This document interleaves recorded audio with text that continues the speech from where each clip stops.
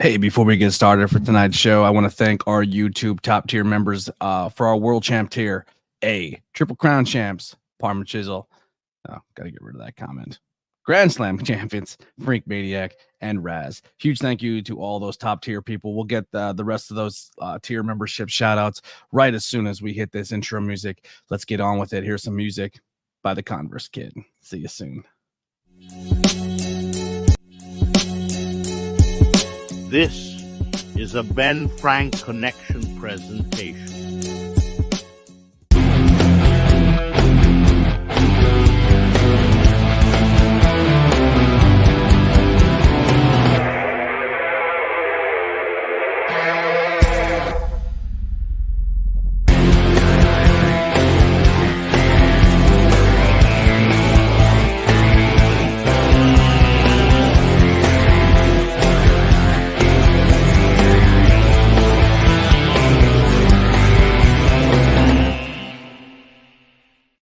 What's going on, everybody? We are live here tonight for AEW Watch Along, Hangout, whatever fuck we call this goddamn show.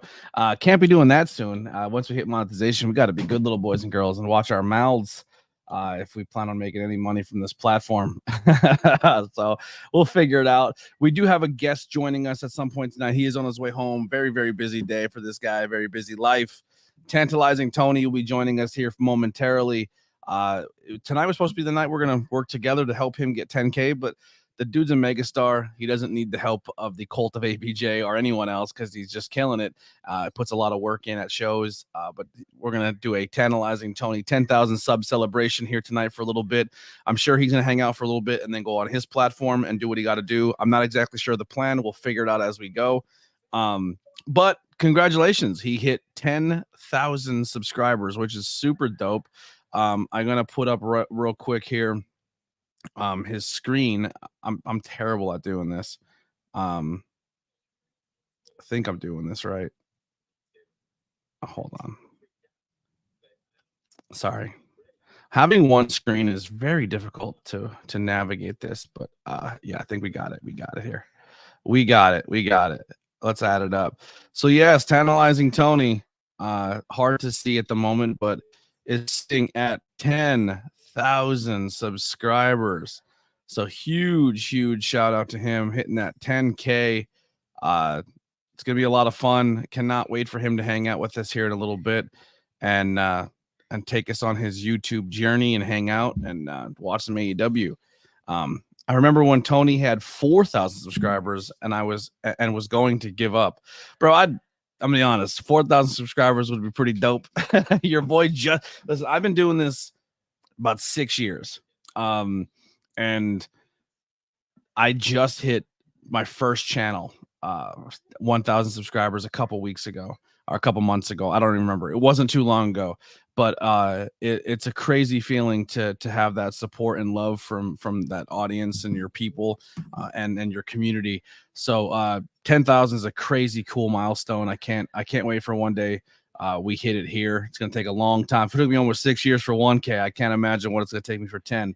But dude, it's not without lack of effort and lack of trying. I'm dead serious. Like, one of the things that this guy does is when he's at shows, he's hustling, he's handing cards out, he's screaming at the top of his lungs, he's being entertaining, he's cutting promos, he's leaving every show 100% hoarse, voice is gone, hoarse, drained. And I don't even scream and carry on. I guess the way we do things a little differently is when I'm at a show and I'm talking to the talent and to the people, I give a lot to them when it comes to like conversation wise and talking and being there for them.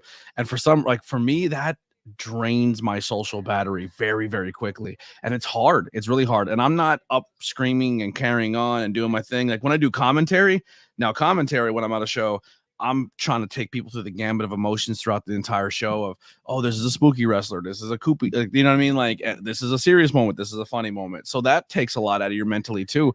But this dude is just grinding the entire time. From the second he's in the door, the second he's out, whether it's a talent in the back, whether it's a fan in the crowd, it's insane. It's really insane. And he works really, really hard. I wish I had that in me to just kind of like, hey, world, and then make a scene. And people are like, yo, that guy's crazy. I want to go see what he's about. So huge shout out to him, man. It's it's a lot of work. It's a lot of work. Do I think things happen for a reason? Sure, I really do. I think it's a lot of it's perseverance, man. It's more than just hitting live. There's a lot of people I know, a lot of content creators who just hit live and they don't have anything prepped, and they think that, well, other people do it. ABJ and Tantalizing Tony just go live and just talk and just talk. But a lot of people realize it's not easy to just hit a button and just talk. Like, people don't have cadence, they don't have charisma, they don't have the ability to talk as well. And that's not a knock. It takes a skill to do that. It makes it takes a skill to make something that looks easy be easy, if that makes any sense. And I think that's a characteristic that sets him apart from other people, is he does have that ability to talk. And like I said, it's not something everyone can do, because if everyone can do it, we'd all be sitting at 10K, right? He travels a lot to shows. He puts himself in situations to be seen. The guy kills it. The guy absolutely kills it. It takes a lot of patience, hard work. Absolutely. Absolutely. Let's give up for our first super chat of the night for 10 doll hairs. Congratulations. Well done. You've worked your bottom off. Yeah, I haven't done anything. I mean, I just hit my 1,000, but tonight is about Tantalizing Tony hitting his 1K, but I do appreciate that. You are the best. Everyone's saying good morning to everybody, but we have a card here tonight to cover. Now listen, Tantalizing Tony did his 10K. If you haven't done so already, head over, subscribe, give him some love. Here is his channel here. But we do have some other people that we're gonna share some roses out to, that I feel are really close to some milestones that we can possibly help out here tonight, that are content creators who work really, really hard. So here's Tantalizing Tony's channel. If you haven't done so already, go over and hit the subscribe on that. But if you go to my page, and you scroll down, there's a lot of pages that I support and channels that you should go check out. So there's that whole thing. If you scroll to the bottom of Friends of ABJ, there's a lot of really cool people on there, like Last Week in Wrestling Podcast. They're at 9.36K. They're close. My buddy Raz is at 51 subscribers. The Opinion City Podcast at 186. High Tension Wrestling just hit 1K. And you don't have to subscribe to all my old channels. They're pathetic looking. You don't even got to go look at them. Like, they're just, but if you want to go check out the content, I do promise I think some of that content is pretty good. But the channels are dead channels, so there's nothing new coming to them, so you don't have to waste your time. But yeah, so go check out those channels as well. I know our buddy Lance is, like, I think 12 away from his 1,000 mark. So yeah, so let's go and spread the love. Steven says, let's get Anthony to 1,100. We're close. I think we're like 2 or 3 away from that milestone of the first 100 after the 1,000. Don't make everything a big milestone, man. Like, we gotta hit, like, if we hit it, we hit it. We don't. I'm trying to reset my mind of what my approach is for my content, because I beat myself up for a long time chasing this and grinding at this and wondering why me, and it's just, it's boring. It's boring. I don't think your fan base wants to hear you do that, so I'm gonna stop. I'm just gonna have fun. I'm gonna talk wrestling. I'm gonna try to bring light to an industry I love. I'm gonna try to have some fun when I make content, and if I can make some cool experiences and memories along the way, that's what we're gonna do. God damn it! So let's have some fun. Also, just to kind of get some housekeeping out of the way, I will be live once again tomorrow. We'll be doing a Not Cool in High School with the independent wrestling Sonny Defarge, and we'll be doing a review of the movie Terminator. So that's coming up for Thursday. And then on Tuesday, we're doing another movie review with independent wrestling star Harleen Lopez as we start our Saw franchise. So Harleen's going to be coming back once every now and then, and we're going to go through the entire gambit of the Saw franchise. We have an interview that's going to have, actually, I'm sorry, this is also on Thursday, the 18th. There's an interview on the 16th. I didn't make a graphic yet. I've had some guests pull out. I had a guest pull out for Tuesday, or I had to cancel an interview Tuesday. Only time I've ever really done that in my career. Tuesday's guest is feeling a little under the weather, so this is Thursday, and then the following Tuesday, independent wrestling star Rob Radke will come on, and we'll be doing a album review of Taylor's Version 1989. Local rapper, known this kid since he's a baby, Yeti, is going to be on the podcast this month, and then we'll end out with a movie review with Kim Rose of Megan. So we have a lot of cool stuff that's wrestling adjacent. So there's wrestlers, but we're talking movies and music, which is really exciting. I'm pumped for that. And then we have a ton of 5 questions with ABJ. Lily is going through thousands and thousands of hours of vlog material that happened this week at WrestleMania week. So we got like 2 days locked in when it comes to Labor of Love, which that one full video, or is that one day broken up? That one video is both days, and I've shrunken it down to 1 hour and 22 minutes For 2 days. for 2 days. Wow. Okay. And Suplex Mania, I started at 3 hours and 48 minutes, and I've spent a few hours going through clips, and I've only gotten the first 12 minutes done. And there's about 2 hours and 40, so how about we split 40 minutes Suplex into two videos? Well, because so the thing is that I'm not so okay.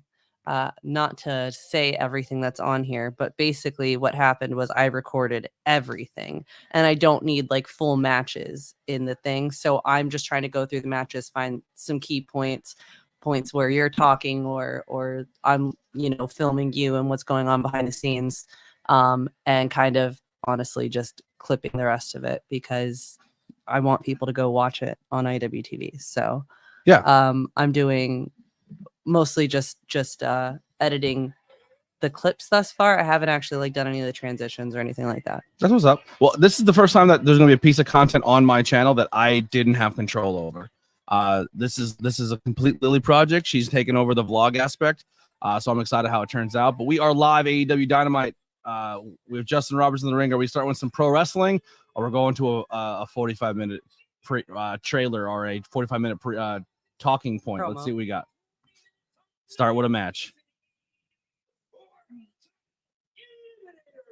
All right, world title eliminator match. So whoever wins this has a future opportunity for a world championship, and we're starting off with, is this Kill Switch? No, Joe. Yeah. Oh, we're starting off with Joe versus Dustin Rhodes. All right, that's how we're starting. Eliminator match. I hate some of the terminology. So yeah, we're starting tonight off with a Samoa named Joe and a Rhodes. That's the matchup we're getting to start AEW Dynamite. So we're getting Samoa Joe versus Dustin Rhodes to start off. Oh, Swerve Strickland. Oh, is he? I don't know if we're getting a match now, gentlemen. Yeah, he did. Swerve Strickland start. We're getting a swerve on the match. No pun intended. Man, you better come hard if you're going to come from behind a Joe, because that's a bad man. Samoa Joe is a bad man. Have we hit the 1 minute mark? No. And the tables are out. AEW. Listen, this is. I love it. This is where AEW. This is where AEW is a little different. You're starting off right away with some action. Oh, reversal. Oh, nobody home. Oh, dang. We're literally 3 minutes into the show and someone went through a table already. That's crazy.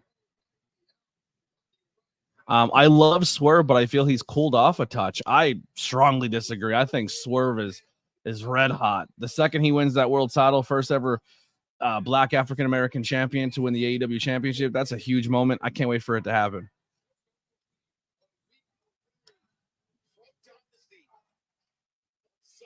Whose house? So I don't think we're getting that match. I think that's kind of disappointment. I'm not gonna lie.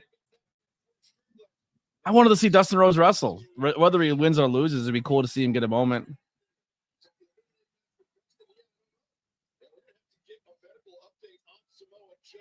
Okay.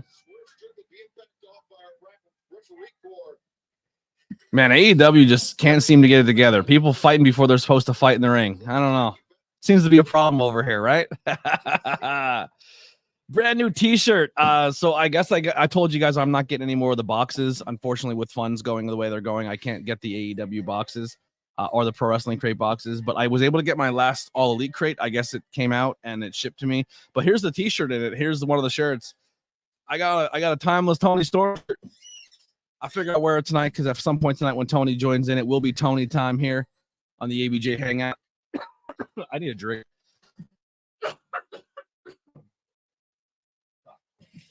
Sorry, my throat's killing me. It's been a lot. I'm trying to watch this really quick and finish this row. So this happens on Wednesday, and we were hanging out with Orange and Chuck Taylor on Thursday. Yeah. Oh, look at Orange Cast locker room. I love Renee backstage. Always a man of few words told me that this Friday on Rampage, right here in Charleston, he will have a match, and he assures me that he will be addressing the heartless actions of Trent Beretta. Wow, He said all that. he did. Hmm. I don't believe her. I think Renee added some flair to it. I think she did too. He is a man of very few words. Swerve will be the one to end Joe's reign. I agree. Yep, Swerve will win next, and Ospreay All In. Yeah, I think that's the way it's looking. It sucks though if Joe win if Swerve wins and then immediately drops it in London. I don't know how I feel about that. I think Penta with the Aqua. Who came out with him? That's his manager. Oh, Commander. Yeah, I don't know, man. If Swerve wins and then he only holds it till August and then drops it again to Will Ospreay, your first black champion, and he only holds it for a month or two. I don't know how I feel about that.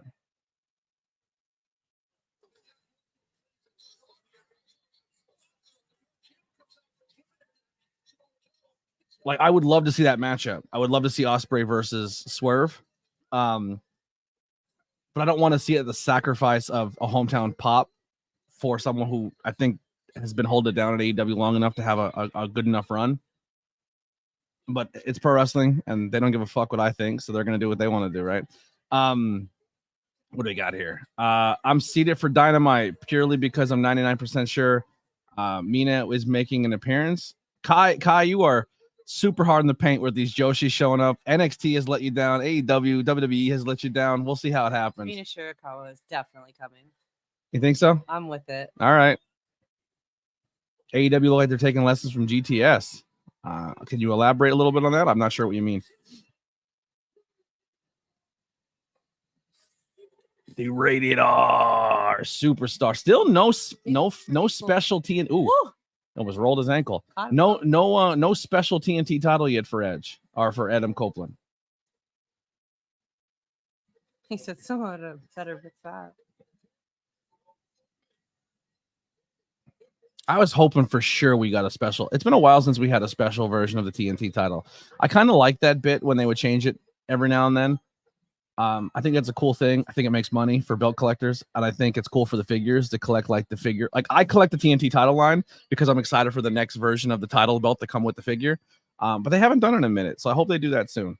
Yeah, Renee is solid. Copeland versus Penta next. I do agree. Swerve should have a full run of the title. Double or nothing Memorial Day weekend. Swerve wins the title. Let Swerve hold the title for a while. Let it simmer with Ospreay. Let him chase for a minute.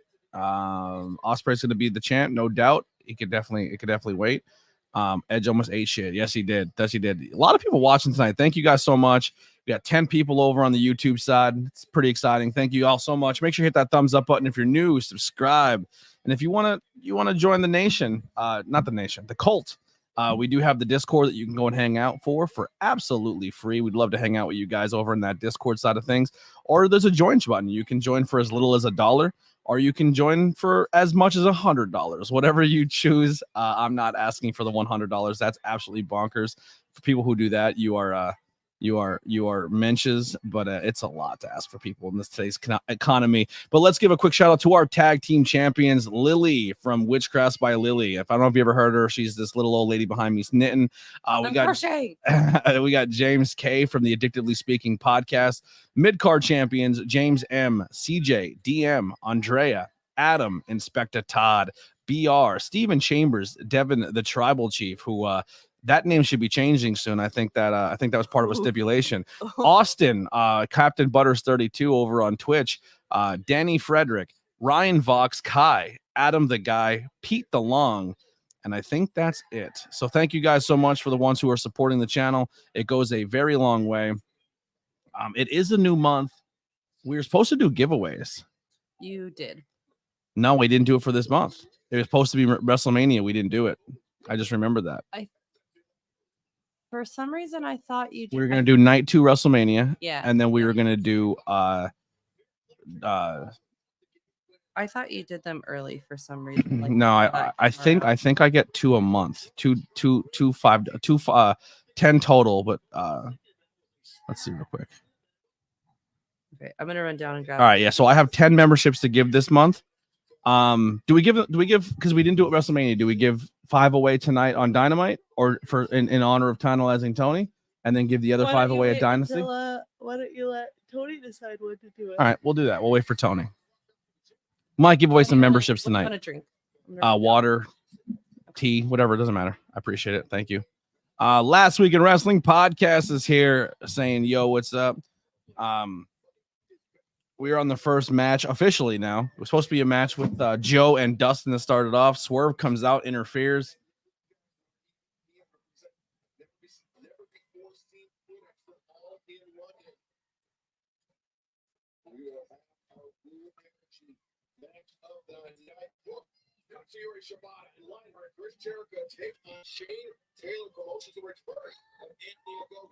Anthony Gogo returning.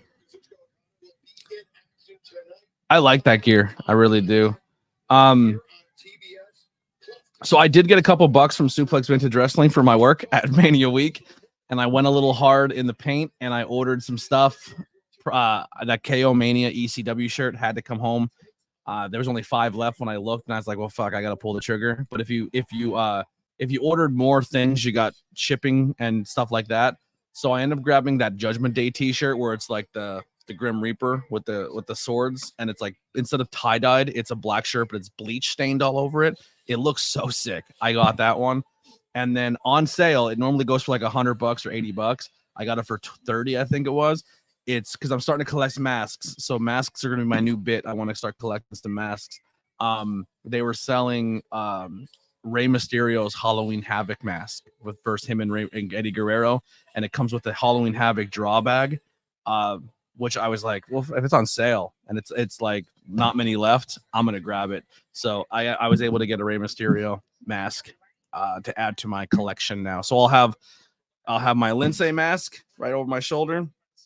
I have my Dark Order mask up here sitting on my pops, and then we'll have a Rey Mysterio mask very soon, which is very exciting. I want to kind of make it a point to get black and gold versions of masks. That's gonna be my goal. So I want to get a Rey mask that's black and gold, Penta's mask, Rey Phoenix's mask, that are all black and gold. Now some people don't have black and gold variants, like La Parka and Psychosis. I don't think really had many color variants, but these steel straws are kind of dope. They like really make your drink colder. I'm trying it out. First time ever using a steel straw? Yeah, I'm into it. Yeah. Sheesh. We know who's late to saving the world. Fuck those turtles, right? No, I'm joking. This came in my box as well. I got a straw in my box.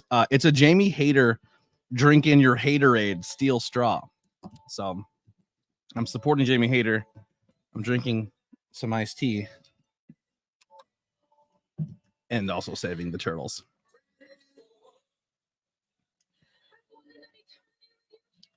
I also won't be let down as soon as Mariah and Tony do their thing. She doesn't show up. I'll simply stop watching. That's unfortunate. Pro wrestling. Show that support.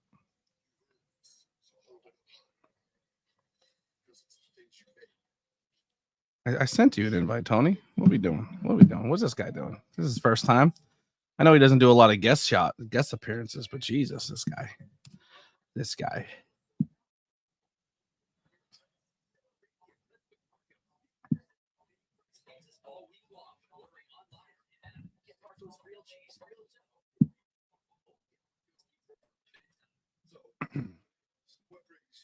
All right, I think we're good.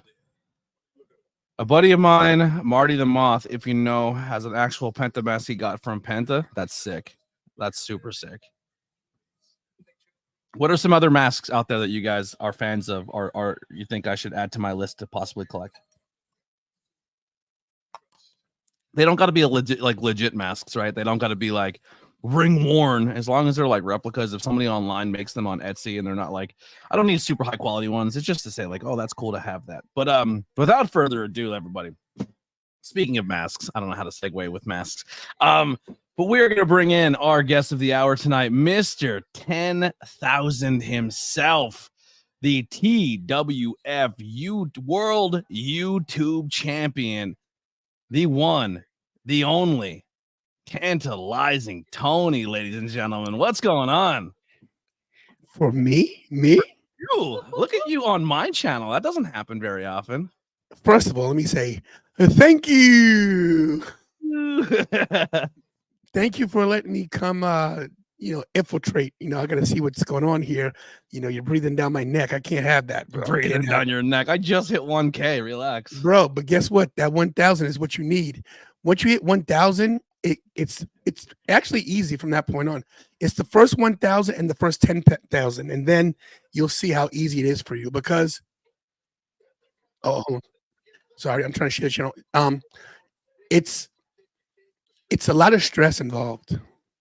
Yeah, you had me and you go about this path very two different ways. I was saying as the show starts, I kind of go in, I meet the wrestlers, I'm kind of low key. I give a lot of attention to a lot of people, but I'm more calculated with my conversations and you walk in and bullhorn, and you're entertaining, you're the life of the room, you make people realize you're there, and that makes more people go to you.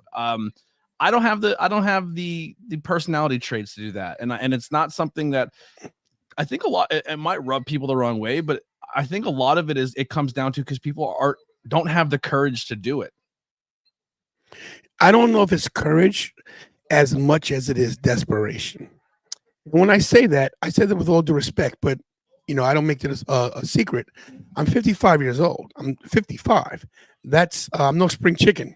I'm very long in the tooth when it comes to content creating. So basically, if I do this, I'm not going to really have a lot of chance to enjoy it because I'm going to be so old. But seriously, it's like I've always been this way. No, that's not true. I used to be really quiet and very, very humble and very just stay behind the stay out of the limelight, because I was that, believe it or not, back in the day, I was that small, skinny kid. I used to be really slim and used to get picked on a lot. Like you wouldn't believe. And not to mention, we talk all the time. We talk on my show and your show. My childhood was not the best. Like I said, my mother, I can tell you for a fact, my mother loves me very much, but I think she has a hard time showing it. And I don't think I was showing the kind of love I needed as a kid. My mom just started listening to my content recently. Been doing it 6 years. It's crazy. Yeah. It's tough. My uncle who raised me died when I was 14 of cancer. He taught me everything about how to be a man. And when you're 14 is when you need that male role model in your life, because that's your high school years. So I didn't have it in the whole high school years. My real dad was a heroin addict, a drug addict. He played for the Knicks. He got picked up by the Knicks, and they cut him because he was a drug addict. He never took care of me. And I had it rough coming up in Manhattan, in Brooklyn as a kid. And I got tired of people stepping on me. And not show me the love I thought I deserved. So I started getting a little boisterous and start telling people I really feel. And you either love me or you hate me. There is no in between when it comes to me. You either love me to death or you can't stand me.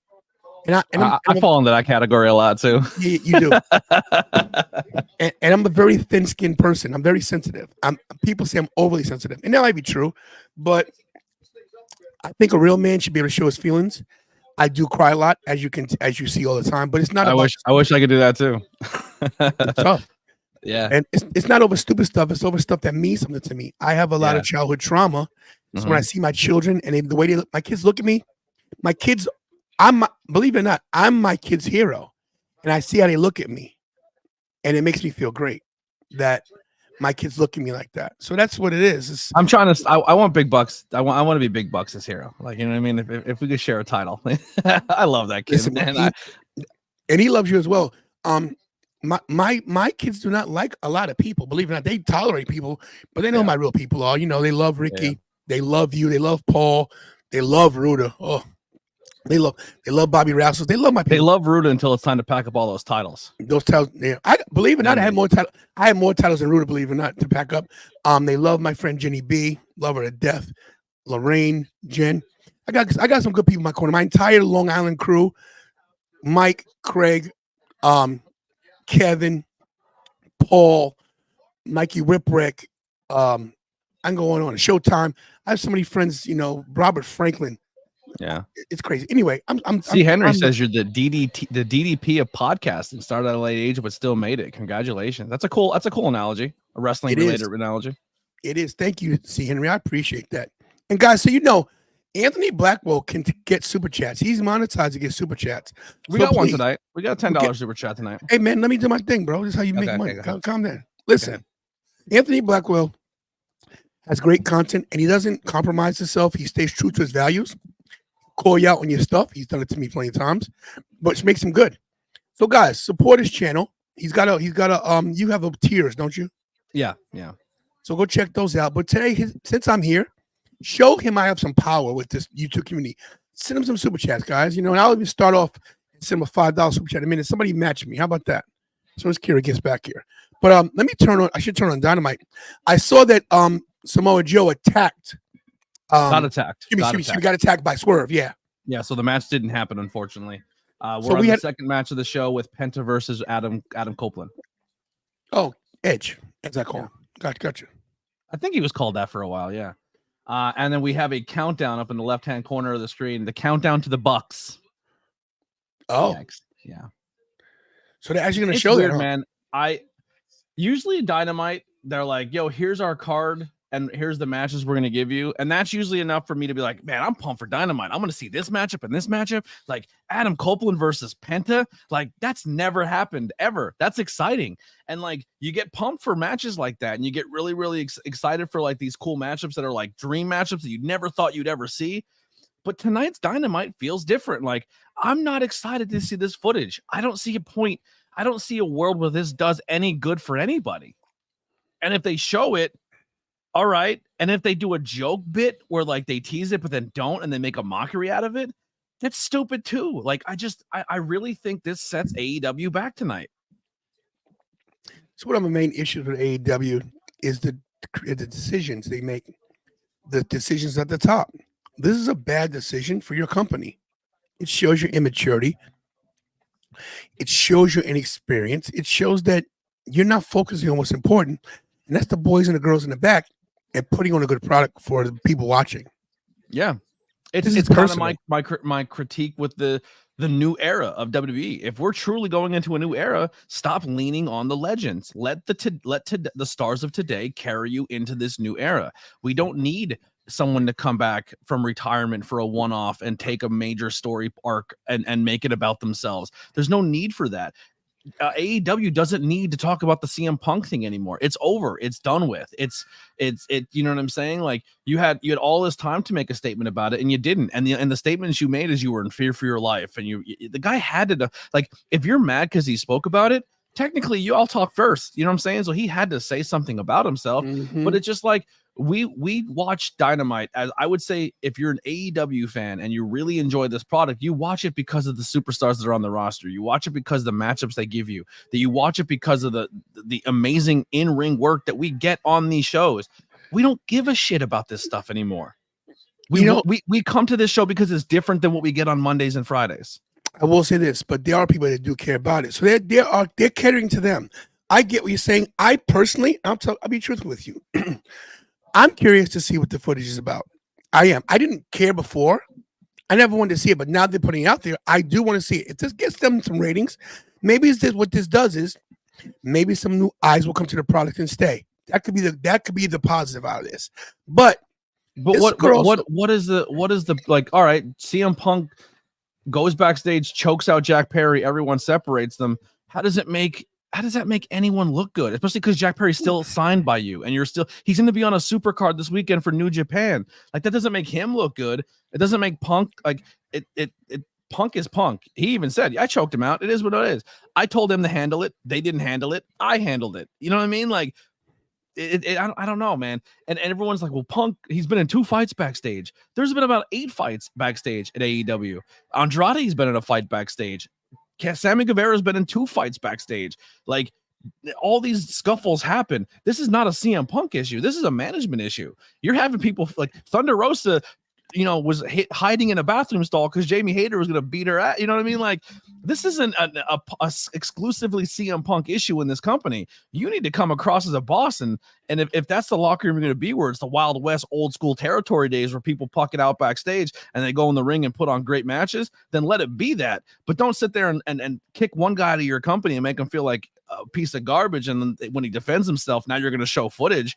Because now people backstage think, oh, well, if someone says something to me disrespectfully and I handle it, am I going to be plastered all over TV next week and people trying to make me look like an idiot for it? You know what I'm saying? Like, I don't think it sends a good message. I could be wrong, but that's how I kind of feel about it. No, listen, you're entitled to your opinion, and this is your show. You could kick me out whenever you want to, but I will say this: people do want to see this. There are people that like drama. There are people that like controversy. Eric Bischoff wrote a book. Oh my God, my super chat's not gonna go through. I just remembered. Controversy. What is it called? Controversy creates cash. Yeah. So, people want to see it. Oh, and I just realized something, guys. I want to tell you something else, guys. My card was hacked. My credit card was hacked this weekend. Really? At WrestleCon, yeah. Somebody made a purchase for $887. Yay! I got it back. I got Bank of America. Bank of America. Shout out to Bank of America. They got my money right back, but my card is frozen. I'm have to give super chat through my bank account is negative bucks right now. Yeah, I'm gonna do it through my my mobile app. But hopefully I get some job interviews this week. Here's a blast from the past. Anthony Graves. Anthony Linetti, not Graves. Linetti. Hey guys, you guys are killing it. Anthony, I'm not sure if you heard our boy here, 10,000 subscribers, Mr. 10K. He messaged me. Yeah, the crazy thing is I got a lot of messages from people already. And that's awesome. I'm gonna do a live show tomorrow, a 10K celebration. So I hope you can be there. I will invite you. You have an invite, of course. Yeah, I do have a show at 9:00, but I'll pop in if you're still going whenever you before can. Or after. Whenever you can, we'll figure it out. But I didn't get emotional like I thought I would. I probably will tomorrow. Because I'm so tired. I don't think I have any tears in my head. I'm literally exhausted to the point where I've been dozing off. I was off today from work. We had a day off. I don't know what the day off was for. I don't care. As Adam Copeland lays on the floor. They go to commercial picture in picture, I think. What a power! That was a nice power slam onto the ring apron. I like that. Wow. Before I make my statement, do you think Copeland's doing a good job? I do. Copeland's giving us matchups that like we want to see. Like Penta's like this seems like a throwaway match, but like this is a match that like people. This is a good matchup. Like this is fun. He's got matches with like Lee Moriarty and Nick Wayne and all these cool. Like he's working with people that like, Commander Z is getting some spears. You know what I mean? Like it's really cool to see all these cool matchups. This is why he came over to this company, because he felt like essentially storyline wise and matchup wise, he's done all he can in the other company. He's worked everybody he's going to work. This style of structure of the way they book and the way they do things on weekly television aren't so much like, hey, I have to be in a program with Penta for 8 months to get that matchup. Let's just go out there and have the matchup, and then we could tell a story. I could still have my storyline, you could have your storyline, but we meet in the middle, we have a match, and then we go off our ways and do our own thing. It's a different way of booking, and I kind of like that matchup style booking where it makes weekly television exciting because we get matchups that we never thought we'd ever going to get. Yeah, I agree with you on that. I know took a destroyer off the top rope. Like Edge just took a destroyer off the top rope. That's crazy. The guy's almost 50. It's crazy. Got to give it to him. And people give him a hard time about, he's not. To me, he's a legend, but he's not taking somebody's spot because he's working. He's here every week. He's a contracted worker. Not to mention, guys, 9 years of this guy's career was taken from him. Mm-hmm. Imagine what he could have done if he had not retired, if he never got hurt. We've been having a lot of different conversations on how many titles he has, how many different matches. Oh, what a spear. That was nice. 1, 2, 3. That was great. The guy's still producing. Am I ahead of you? A little bit. You're good. My apologies. I didn't mean to spoil it. I'll pause for a minute. Tell me when you have. Bryce is over. He's just grabbing the title now. All right. Well, he's got to see something for us to tell him. Hold on. Edge. Hold on, I'll tell you. I'll tell you when Edge stands up. Hold on a second. Hold on. Penta's rolling out. I love Penta. He's so exciting. All right, the ref is helping up. Penta's rolling out now. When he grabs Edge's hand, He has Edge's hand. Edge is up to a side. I got it. We're together now. I thought for sure we were going to get a special TNT title for Edge. I was just saying before you came in, we haven't gotten that yet. It'd be nice. I'll tell you what, I've seen Nick Wayne wrestle in person for the first time. I've watched him for a while, but I got to see him wrestle live 6 inches from my face because they put commentary table right against the ring. Man, that kid is good. So good. He's good. Lights out. Uh-oh. Sabu. He's no show in the Hall of Fame. Hello to Jen. Hello to everybody. Hit the likes, everybody, please, and share the channel. Share. Julia Hart. Oh, snap. Brody King. Oof. Nice. There's a cool matchup. Like you would never get this anywhere. Brody King versus true. Adam Copeland. True. Good placement. With the Doc Mark. So who's the next? I'm sorry. Go ahead. No, it looks like they're starting to do some more stuff with. Oh, is she gonna miss her? Ooh, here comes. Oh, Willow's coming. Here comes Willow. Yep. I was about to say this. There's my girl. The only thing that makes me concerned about Willow though is I feel like she's a mega. So some of Julia's spit came out and said she was supposed to spit out on Willow's face.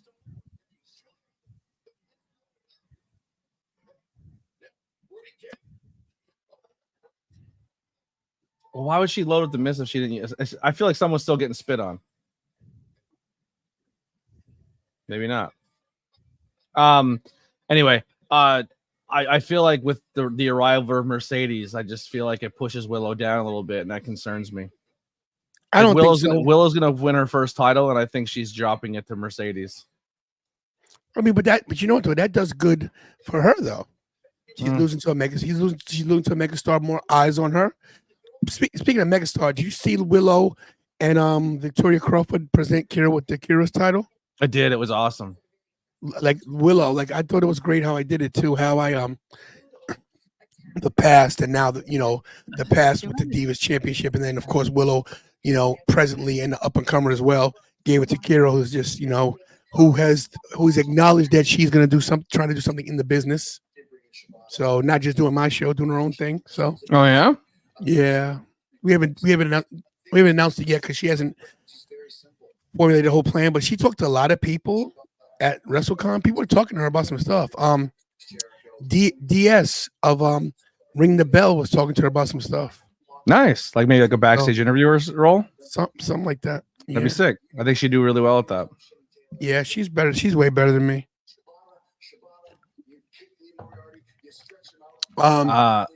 Hey Anthony, nice to meet you at WrestleMania. Where do we meet? No, that Anthony Linetti. Oh, I was gonna say I am so sorry. I didn't realize if we met.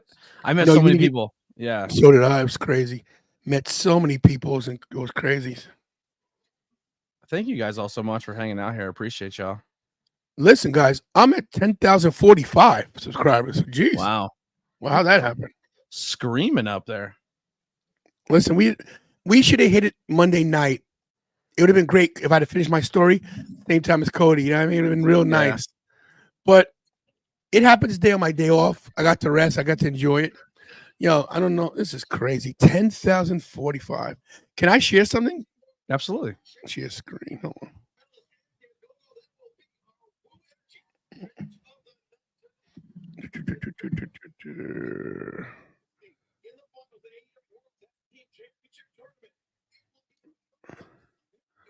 There we go.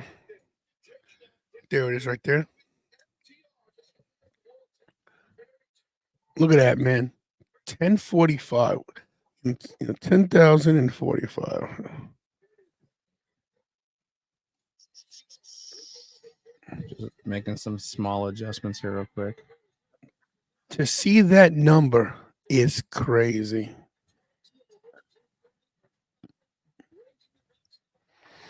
Look how much I hustled in the last 28 days. 884 subscribers. Yeah. I can't You say did enough. you did about what I did in a year in 3 days. That's insane. Yeah. I was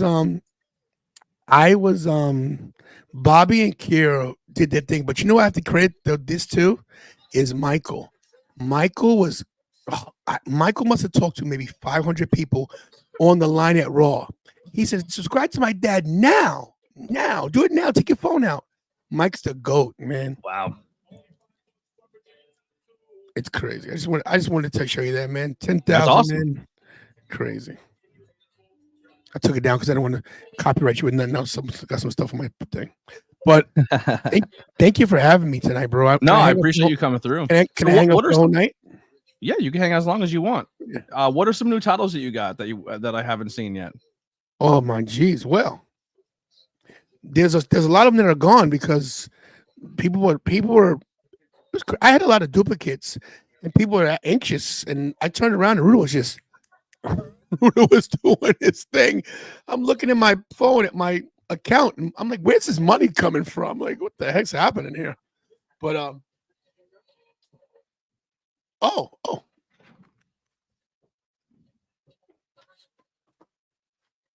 So Rudo also likes to slide titles in without telling me when we're packing up.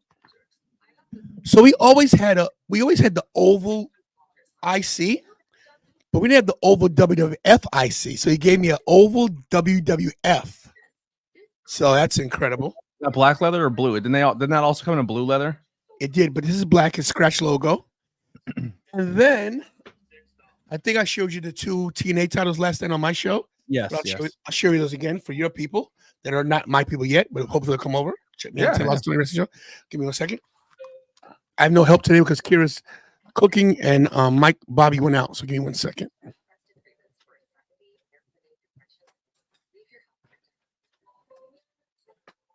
So here's the TNA World title from back in the day. That's crazy. And then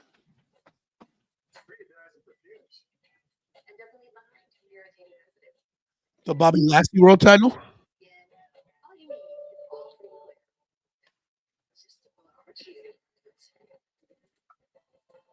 The TNA Tag Team title. Nice. Signed by Booker T. 5-time. I got to hold the modern version of that title. Say it again.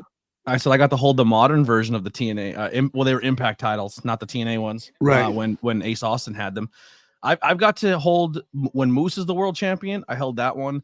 I held the tag team title. I've held the X Division title, the digital media championship. I believe when they came, someone brought it to PPW. I held that one. The ROH trios. I held that one. I think that's it when it comes to like TV titles that I've held like that were actually held by a champion at the time. It's crazy. Oh, the women's champion, Tasha Steelz, when she had the women's champion, I held that one too. And speaking of Tasha Steelz and Big Swole, so and did you see my Andre the Giant title? Did you see that one? No, you have the Andre. So listen to this. I hope this guy's not watching, but he might be. At the big event, this guy walks into the big event. And I don't want to take away from what's going on with the show. My bad. Hold on. No, you're good. Eddie Kingston. And Eddie Kingston with the brand new ROH World Champion, but it looks like they gave him a custom strap on that. Nice. It's like it looks like it's like camoed. The leather's like camoed.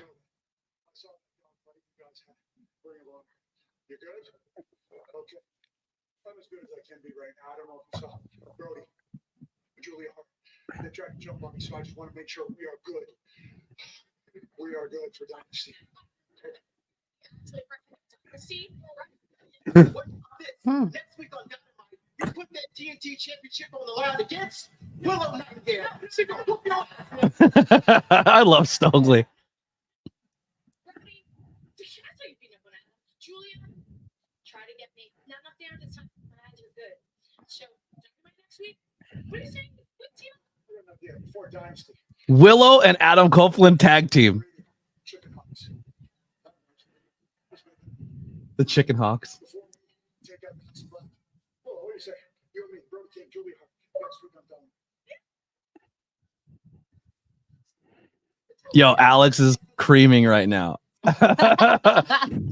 Alex's favorite wrestler, Adam Copeland, and Willow Nightingale are going to be a tag team. He's probably screaming right now at home. That's crazy. And let me tell you, me and Willow, let me tell you what Willow did for me. Honest to God. So this weekend was very hard for me. It's the first time I was a vendor with a talent. It's different being by yourself. She could see the frustration in my face on how overwhelmed I was. Yes, Tony gets overwhelmed. Oh, wait a minute, hold up. Are they going to show this? Oh, yeah. We'll come back to this. See this footage. So without further ado, let's roll. Give the people a little bit of context. Throw this at the table. Go ahead. All right. AEW, we have a massive pay-per-view coming up April 21st. AEW Dynasty. The finals, Matthew, of this tag team tournament is FTR versus the Young Bucks. And it got me to think. The last time we wrestled these guys was at All In. I still have some wounds that they haven't really healed. It kind of opens up those wounds. And I feel like this is perfect time to talk about it right now. It was the biggest show in company history. The biggest wrestling show that we've ever been a part of. The biggest match that we were about to be a part of with FTR versus the Young Bucks. A lot of fans and a lot of critics said whoever wins this match will probably be coined as the greatest tag team of this generation. Right before that match, Nicholas, there was a incident backstage involving two individuals. The first being the scapegoat in this entire situation, Jack Perry. Jack's a lovable kid, also from Southern California, just like us. Now think about it, he kind of reminds me a lot of us at his age. And someone actually once said about Jack, if you got a problem with Jack Perry, chances are you're the problem. And the other individual tried to make this entire show about himself. Matter of fact, this individual happens to be good friends with FTR, which got me thinking maybe FTR were the masterminds behind What the this entire thing. They're trying to make money. They're trying to make money off it. Bro. That's smart. You know, to be a fact, so you can't just spread rumors and bash someone up public. You're right. It's very, very, very unprofessional. Now, while we were dealing with the fallout from this incident, I think it's safe to assume and say that we were thrown off of our game. We had to put our EVP caps on, and we had to neglect being professional wrestlers. The locker room was in disarray. There were respectable wrestling journalists who needed answers. We had no time to hydrate. We had no time to even pray. So I think if you look in the history books, yeah, you're going to see something. You're going to see the FTR guys. They beat the Young Bucks at All In London. But if you had to ask me or anybody else in this room, I think we can all. Are they going to get to it? A giant asterisk next to that FTR victory. But after opening up all these wounds, we're talking about everything. The incident itself, it's not even the worst part. You'll see in a second. We'll show you the footage. It's short and it resembles more of a high school scrap. But I would argue this. I would argue not that it was a short incident, but the ramifications that came out of the incident. It threatened to take down our biggest show of all time, but damn it, we're lucky that it didn't. With that being said, Matthew, let's roll the tape. Up they're gonna roll the tape. She don't talk.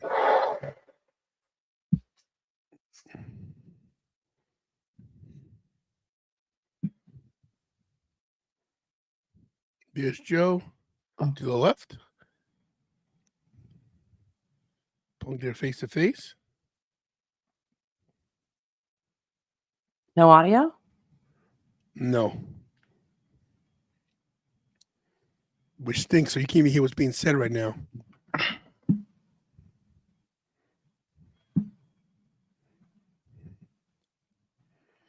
Punk looks to the back. He's telling somebody, come get him.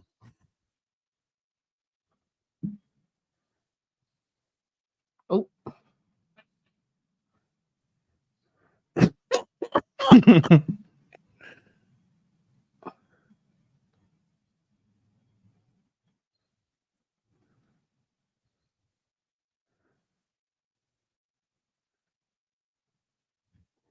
Casasono. Okay, so I don't have a problem with this. I'm gonna tell you why. You don't know what Jack Perry said. There's no audio. Correct. Hey, There you have what? There you have what?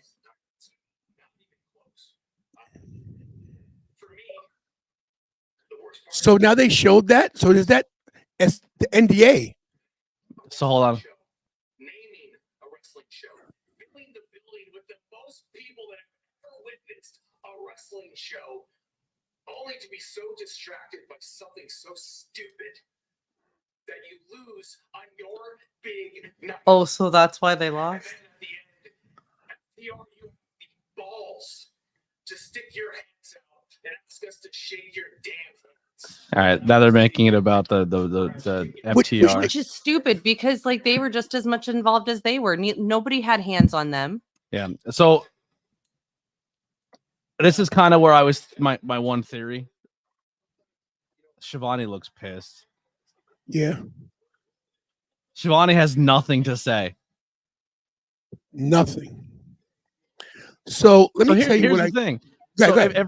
when the Punk situation happened, CM Punk went to that press conference and said, if anyone has a problem, come see me. All right. And 3 dudes went to a room and seen him. Right. And everyone's like, haha, Punk asked for it. He got what he wanted. So Jack Perry goes out and says, real glass mother effort, do something about it on the camera. So CM Punk said, bro, you think you're cool? Like, what's your beef? And then choked him out a little bit. Showed him he's not that badass. Let's Oh, here you go. Hold on.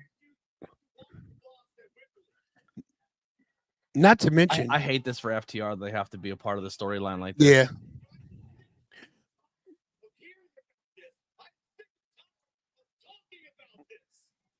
What about? Hold on. We're ready to move on. We're ready to put this in the past. Done with this. But instead of talking about revolution, instead of talking about the fact we go back to Wembley this year, instead of talking about the fact that we are doing some of our best shows ever, we're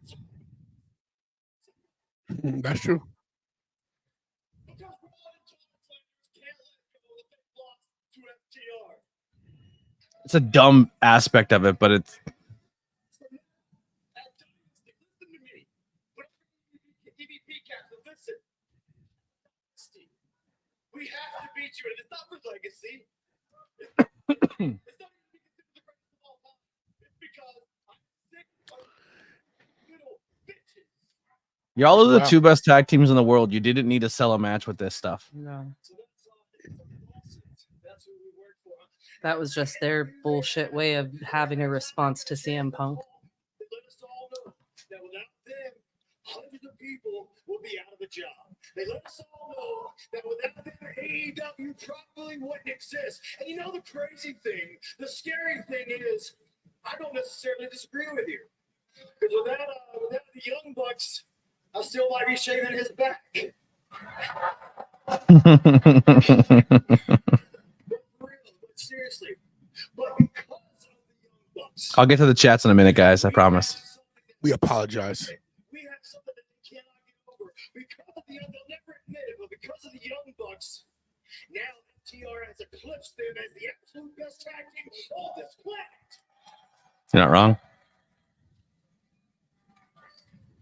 And at one time, I know Triple H would love to have them back. you guys cared about these 3 letters. You cared about AEW, but somewhere along the way, whether it was greed or whether it was jealousy, you lost that. And now 3 other letters have taken over. The only thing you care about is what's best for the EVPs. And so if it takes my last breath on the backs of FTR, on the back of Samoa Joe, on the back of Swerve Strickland, on the back of Daniel Garcia, Darby Allin, Raw Night, Every single man and woman back there who come to work every week and want to be here on our Willow's name thrown in that mix. Nice. we will continue to Future world grow champ. it. And not just for us. It ain't just a selfish ambition. We're building it for the future of all professional wrestlers. So they have a choice. They can make a decision. They can make a living. But more importantly than that, we're building this for every single man, woman who goes every day to work, week in, week out, and spends their money on one ticket. Spends their hard-earned money on one ticket. Dax is so good. To get lost in our drama, to get lost in our action. We are doing this for you.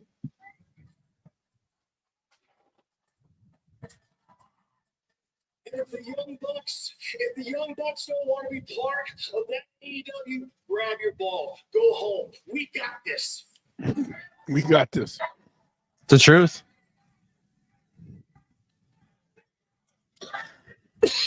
Dax just saved this whole segment, this whole nonsense segment. Barely. I love y'all too. He's so good. But this ain't about Wembley. This ain't about All Out. This is about AEW. This is about a company I love, an industry that I love. But more specifically, this is about the AEW World Tag Team Championships. Two teams walk in. One team walks out to call themselves the greatest tag team in the world. Two teams walk in. One team walks out. Thanks, Tom. For three-time AEW World Tag Team Champions. Young Bucks, you may have built this foundation, but brick by brick, shingle by shingle, we will put the roof on top of this house. Nice. Just to blow that son of a bitch right back off. Top guys. Greatest tag team in the world. So when they said they were going to do this footage, I tried to think of the whys. What does it accomplish? It doesn't do anything for anybody. I said the only thing that about this promo, and if you listen to Punk's interview, he said, I love the fact that people think they always have it figured out. Because as someone who's very, very keen on this business, once you think you have CM Punk figured out, you don't. I give you what you need to know, and then I let the dirt sheets run wild. And everything that you say and everything that you think about me, I laugh my way to the bank. So a part of me thinks that if they're turning this into an FTR Bucks thing, and if the drama with Punk can help them generate more money, that's good for their business. But I truly feel it like they are the two top tag teams in the world. It didn't need this aspect.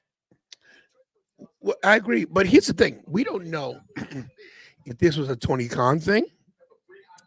Tony Khan is the boss.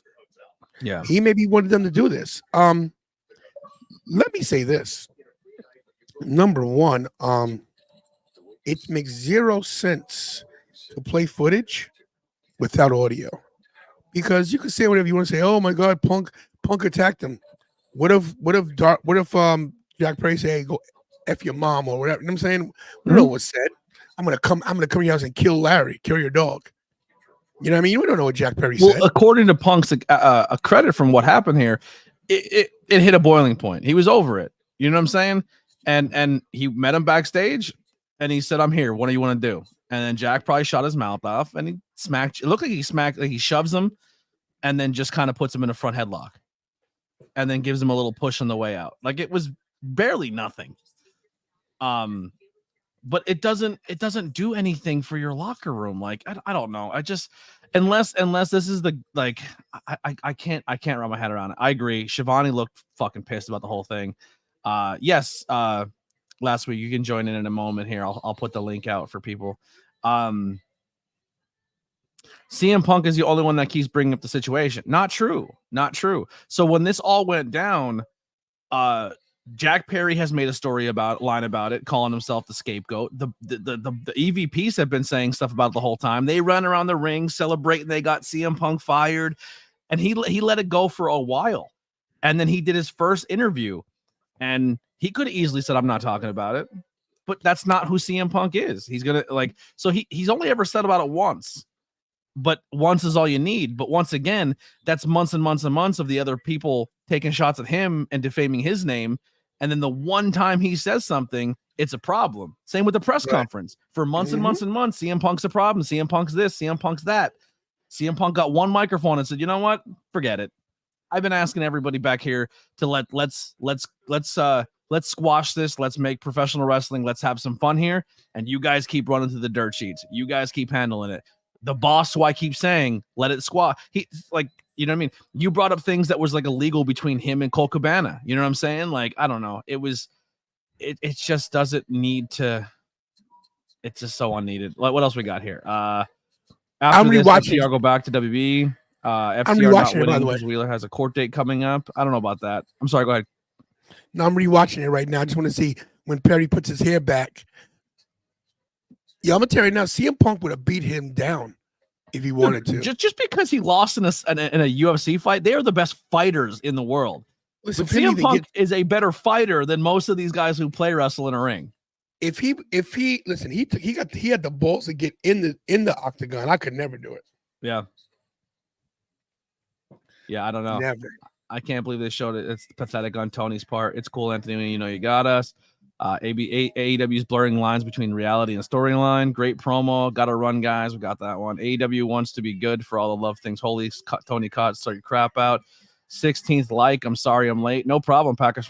Packers. I appreciate you being here. Do you mind if I eat my salad? I haven't eaten Absolutely, go all ahead. day.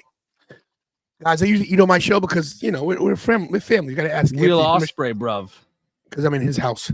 But I'm eating a lovely Okay, salad everything. here. Let's talk about fashion for a second. All right, listen. Passion. Relax with the gray sweatpants over here. Wow. Lily over here going a little crazy for our bruv. She's a great sweatpants guy. I think every woman's a gray sweatpants fan. Punk shouldn't have flown off the handle, though. It proves that Punk made the wrong decision in actually pushing and punching Perry. It's pro wrestling. Great sweatpants, baby. Let's go.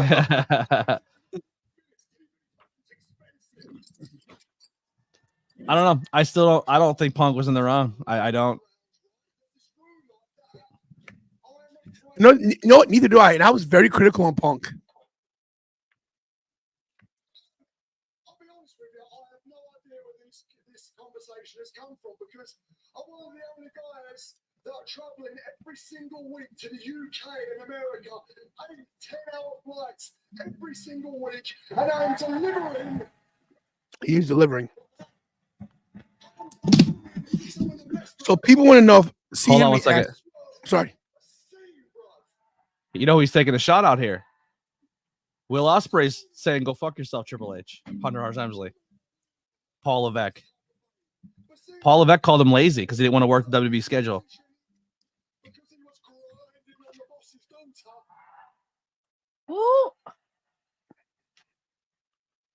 Wow. You're in no position to tell me what the grind is all about, my friend, because you have no idea what I fight for.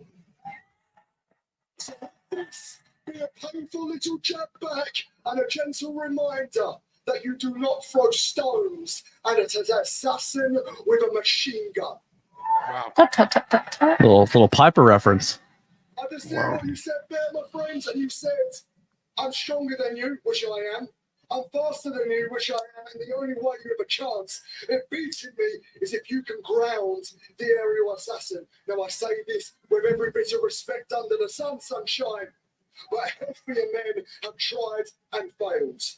Younger men have tried and failed, and better men have tried and failed, but yet, you are Brian Danielson.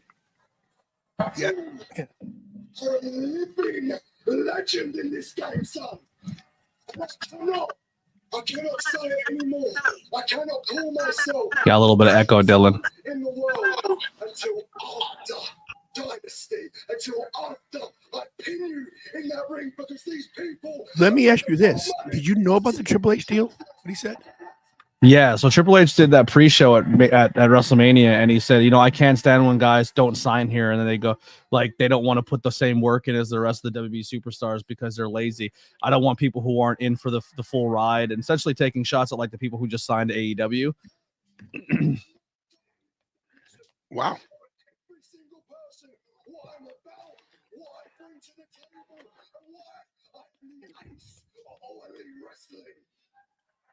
But kind of like what I said before is like Triple H in one sentence will say, I want to change the way the scheduling is so people could be with their families more and they can spend more time with their families and we don't have to work you 300 some days a year. But then turn around and say if you're not willing to work 360 some days a year and you're lazy because you don't want to be in WWE, and then turn around and say like, out of all people, Will Ospreay's lazy? Are you mad? Are you crazy? Like it just because you're bitter he didn't sign your contract, you're gonna say he's a lazy person?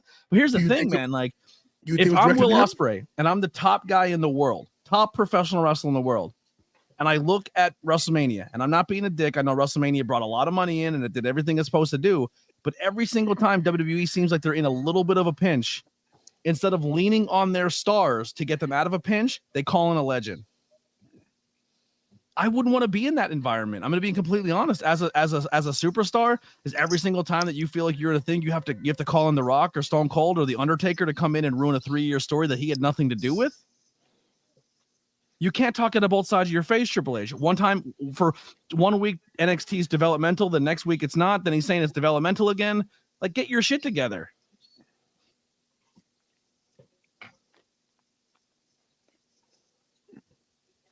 I can't tell what it says on the masks. I thought it said Willow. So one says TBS, one says House of Black, but there's 2 purple ones. I'm confused because if that's what Triple H is saying, 100% right. But let me ask you a question. Do you think Triple H respects Ospreay coming back on him? I hope he does. Because I think Triple H is the one guy that he doesn't care about what's been said in the past. He can bury it for business. As he has. I mean, everybody's entitled to their opinion, of course. Yeah. But if that was a shot at Ospreay, good for him for coming back. Yeah. At the end of the day, I get really mad at the internet wrestling community for this tribalism and being like, man, I have to pick one company over the other. You don't. Exactly, you don't. But when the companies themselves are drawing those lines and kind of forcing their fans to pick one or the other because they're picking fights with each other, you can't get really mad at the internet wrestling community for being divided when the people who are leading by example aren't doing so. All of this talent, most of these talent that are hanging out with each other outside of their jobs. Like talent from AEW and WWE are friends and are cool with each other and are very happy that each other are making money and very happy that they're in this industry doing what they're doing. But then these bosses are pitting fights against fans because they want to chase an extra couple cents. Everyone's thriving in this world right now. Lorraine, what's going on? I like that you're very generous with your invites to invite people in. Yeah, Dylan was supposed to come in, but usually he has his own setup, and he came in on his phone, and it didn't sound great at first, but he came in right at a promo, and I was going to address him, but... I personally don't invite anybody because I don't like these jabronis. They're a bunch of ham and eggers. Okay? Dylan's a good guy. He's another content creator. He's actually close to his 10K as well. Another 10K guy there. Oh, really? Let's have him get there. Yeah. Ospreay said at the scrum, the only reason he signed to AEW is given the option to have his family live in England. Yeah. So my Twitter is very much insane, one side or the other, but I think all parties involved were incredibly childish. Agreed. I don't know if it's me, but it feels like WWF is like the NFL and AEW is the CFL. Sure. CFL is not as established and doesn't have the same money and marketability and everything else. Listen, right now, WWE is already a megastar company. They are the top of the echelon. They are the Coke when it comes to the brand name of professional wrestling. When people think professional wrestling, they think WWE. Just like when you drink a Pepsi or a Coke, most people call Pepsi Coke, and Coke always is Coke. If it's cola, it's Coke. It's just Q-tip. They are the Q-tip of professional wrestling. But the thing is now with this TKO deal, not only do they have the biggest company in the world, but now they're behind the biggest media conglomerate in the world. WWE is part of TKO, which is involved with every music artist, every movie deal, every sports like NFL, NBA, all of that. Like they are under an umbrella right now that is just too large of a media umbrella that AEW will never get the same media exposure as a WWE will. Is Shea Taylor signed with them? I didn't realize that. Yeah, he might be. All right, let's bring Dylan back in here. What's going on, bud? Hey, how are we? What's going on? You got a haircut, I see. Yeah. It's not all done up. What's up, Dylan? How are you, Mr. Tony? How are you? They call me Mr. 10,000. Thank you very much. Mr. 10,000. Thank you. Mr. Tony, how are you? Nice to meet you. But yeah, so he's a Long Island kid over here, Dylan. Yeah. New York. Okay, only. Dylan. New York only. Got you, buddy. Bread and bed. So, but yeah. So, how do we all feel about that? That footage. It says I think it was kind of. I thought the whole thing was kind of a waste, to be honest. I don't. And they're trying to spin it into an angle and a story. I mean, once again, just like any other story and angle, I'll give it its time to play out and pan out. But I think when you're the two best tag teams in the world, you didn't need to lean on that footage to sell a match. I'm not even going to take it that far. I would just say that I, as a fan of AEW, who didn't like AEW when I first started getting back into wrestling in 2020, after just being a WWE and TNA fan at the time before leaving for a while, this made me lose a lot of respect for AEW wholeheartedly. Yeah. Like for fans like myself, who you just got in less than 4 years ago or 4 years ago, now being as petty and trying to even the bar or sell something to hype up a pay-per-view, because that's what this all was about. Like they said in the beginning of their promo, we have a big big pay-per-view coming up in a week from Sunday, and this is the reason why we were off our game and lost our match due to FTR was because of this horrific incident between Jack Perry, the scapegoat, and the man that we're not allowed to talk about, but we'll talk about anyway, of course, being Punk. And, I know me and you, ABJ, have had these conversations in the Amazing Cult of ABJ Discord, so go follow that. But besides that, like, as a fan, this made me not want to go watch Dynasty with the amazing card that it is going to be. This is making me not want to tune in to Collision and Dynamite next week because of this. This is, by full-blown standards, the most pettiest thing somebody can do as an EVP, and the owner of the company allowing it to be like, yeah, let's take this shot, was the worst shot you could do in professional wrestling. This now has set back AEW for a long time. And then capitalizing on that with FTR coming out and trying to be like, why did we just waste our breath after it's been 8 months and try to still sell Dynasty as this is a pay-per-view to watch? Please watch it, because all of us who don't believe that this was the right choice, the Willows and the FTRs and the Adam Copelands and all of us that are going to be on this great pay-per-view, please still give it a chance and please still watch the product, even though we have people like them trying to ruin the product. Please watch it. It's hard to say, yeah, I still support it, because the fact that they have to work with people like that makes me feel uncomfortable for them who are putting all their time, money, and effort and energy into this business and making it a better place. What you're saying, it makes a lot of sense. But for every one of you, there are 10 people that wanted to see casuals. that footage. It's casual. But that's my thing. So there are going to be more people that wanted to see the footage and now are invested in, hey, these guys got a point to prove because of what happened. And people they did it for views. They basically clickbaited us, which same with the Undertaker at Mania. There's, for me, who said it was stupid, there's 100 people who think it's amazing. Yep. I'm gonna be honest with you. I'm split down the middle with the legends because I'm an older guy, and I think what they do is they kowtow to people like me who are older that can't let go. See, there's some people that can't let go of the Attitude Era. I can. The Attitude Era was so good, but it was such a small span of time. People hold on to it. So when they throw Stone Cold in, they throw the Undertaker in, people are like, oh my God. But going back to the point that you made, it's embarrassing for the owner of the company to even allow this. And in my opinion, you know what helps, honestly? Who it makes look better? CM Punk. Because CM Punk, but yeah, you see that? I just punked Jack Perry because he's a bitch. Yeah. Correct. Essentially. And going on to the Undertaker stance, you know, like I'm someone, I was born in 94, so I missed the whole Attitude Era. I came in very late.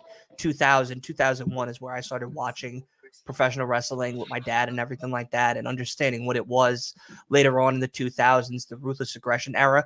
So that's like, for me, someone like Batista, someone like a John Cena, someone like that has nothing to do with the story that you've been telling for 3 years, just coming in and being like, well, he's a legend. He just gets that spot. And if it was vice versa for the women's division, let's say they were building a Liv Morgan and a Rhea Ripley story for 3 years, and all of a sudden Charlotte Flair, who was there 10 years ago and made a statement, made her name, made everything about for her legacy.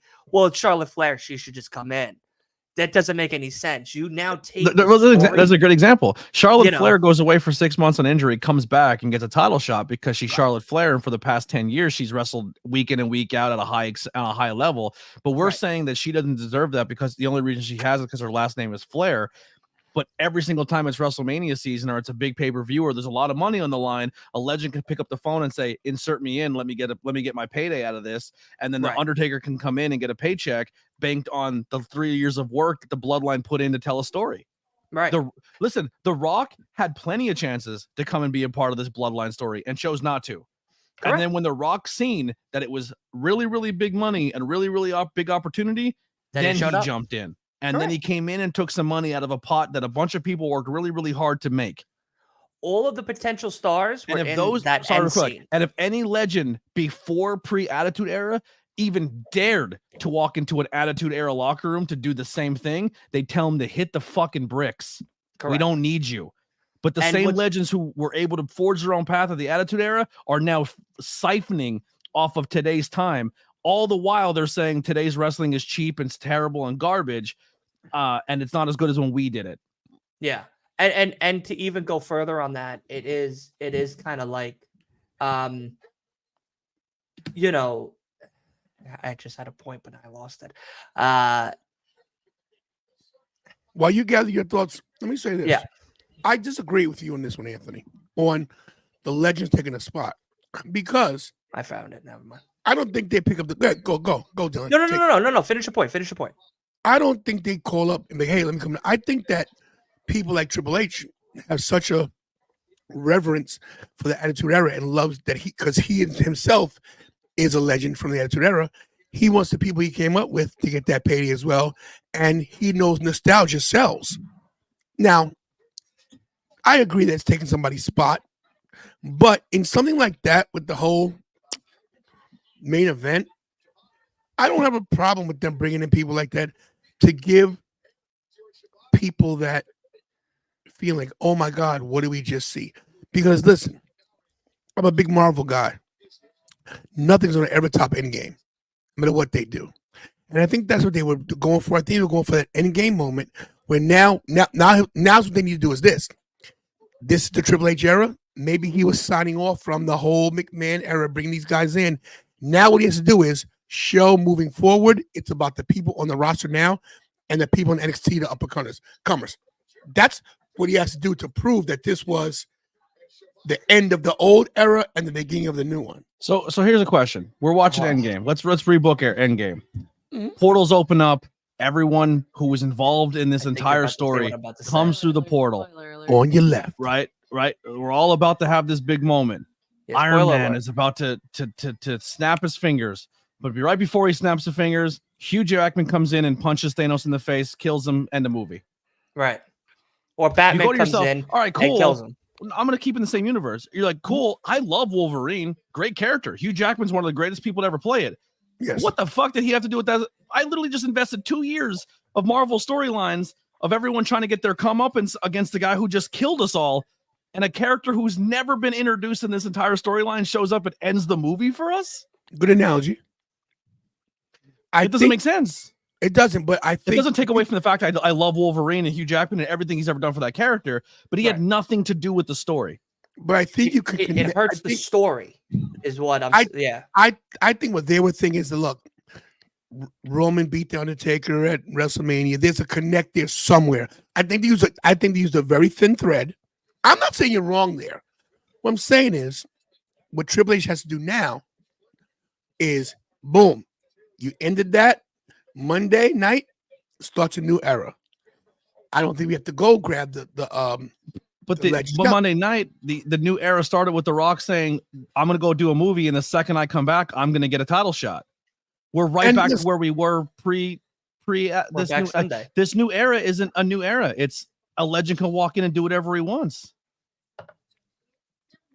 I see what you're saying there. The visual of WrestleMania should have been, and I don't like the pacing of, like, I'm going to be honest, I thought the overall ending of Cody winning is awesome, but the entire bloodline should have started that match around the ring lumberjack style. Every single time Cody got an up, they should have squashed it. Every time Cody has an up, they should have squashed it. And it should have got to the point where everyone's just like, come on.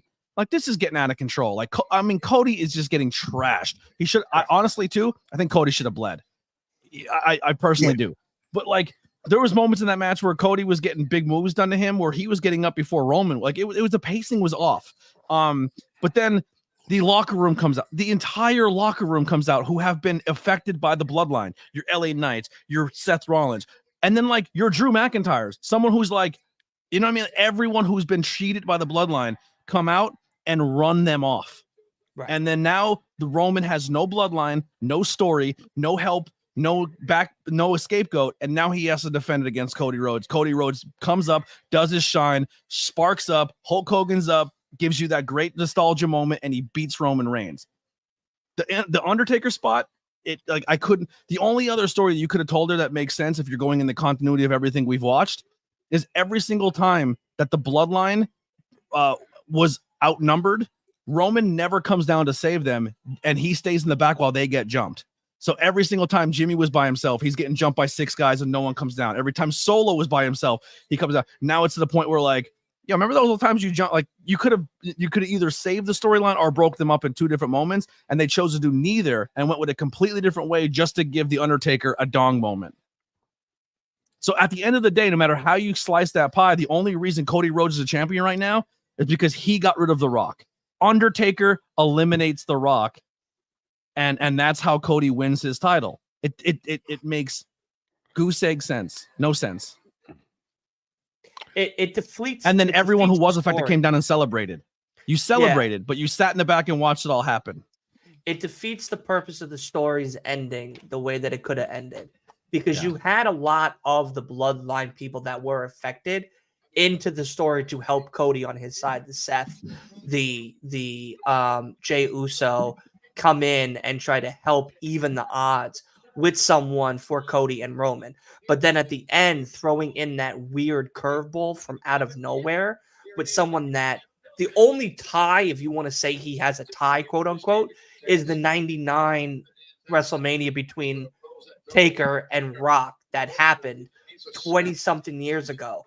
And if that's something that you're going to have inflicted into the story, even though neither one of them have been in this 2-year, 3-year build until later on, because the money became right, or whatever the story is for either one of them, for them to jump in on this now, ending this story to go into this quote unquote new era, you're throwing in everything you had built into the trash, in my opinion. Like, Okada's beating this kid down and he's bored.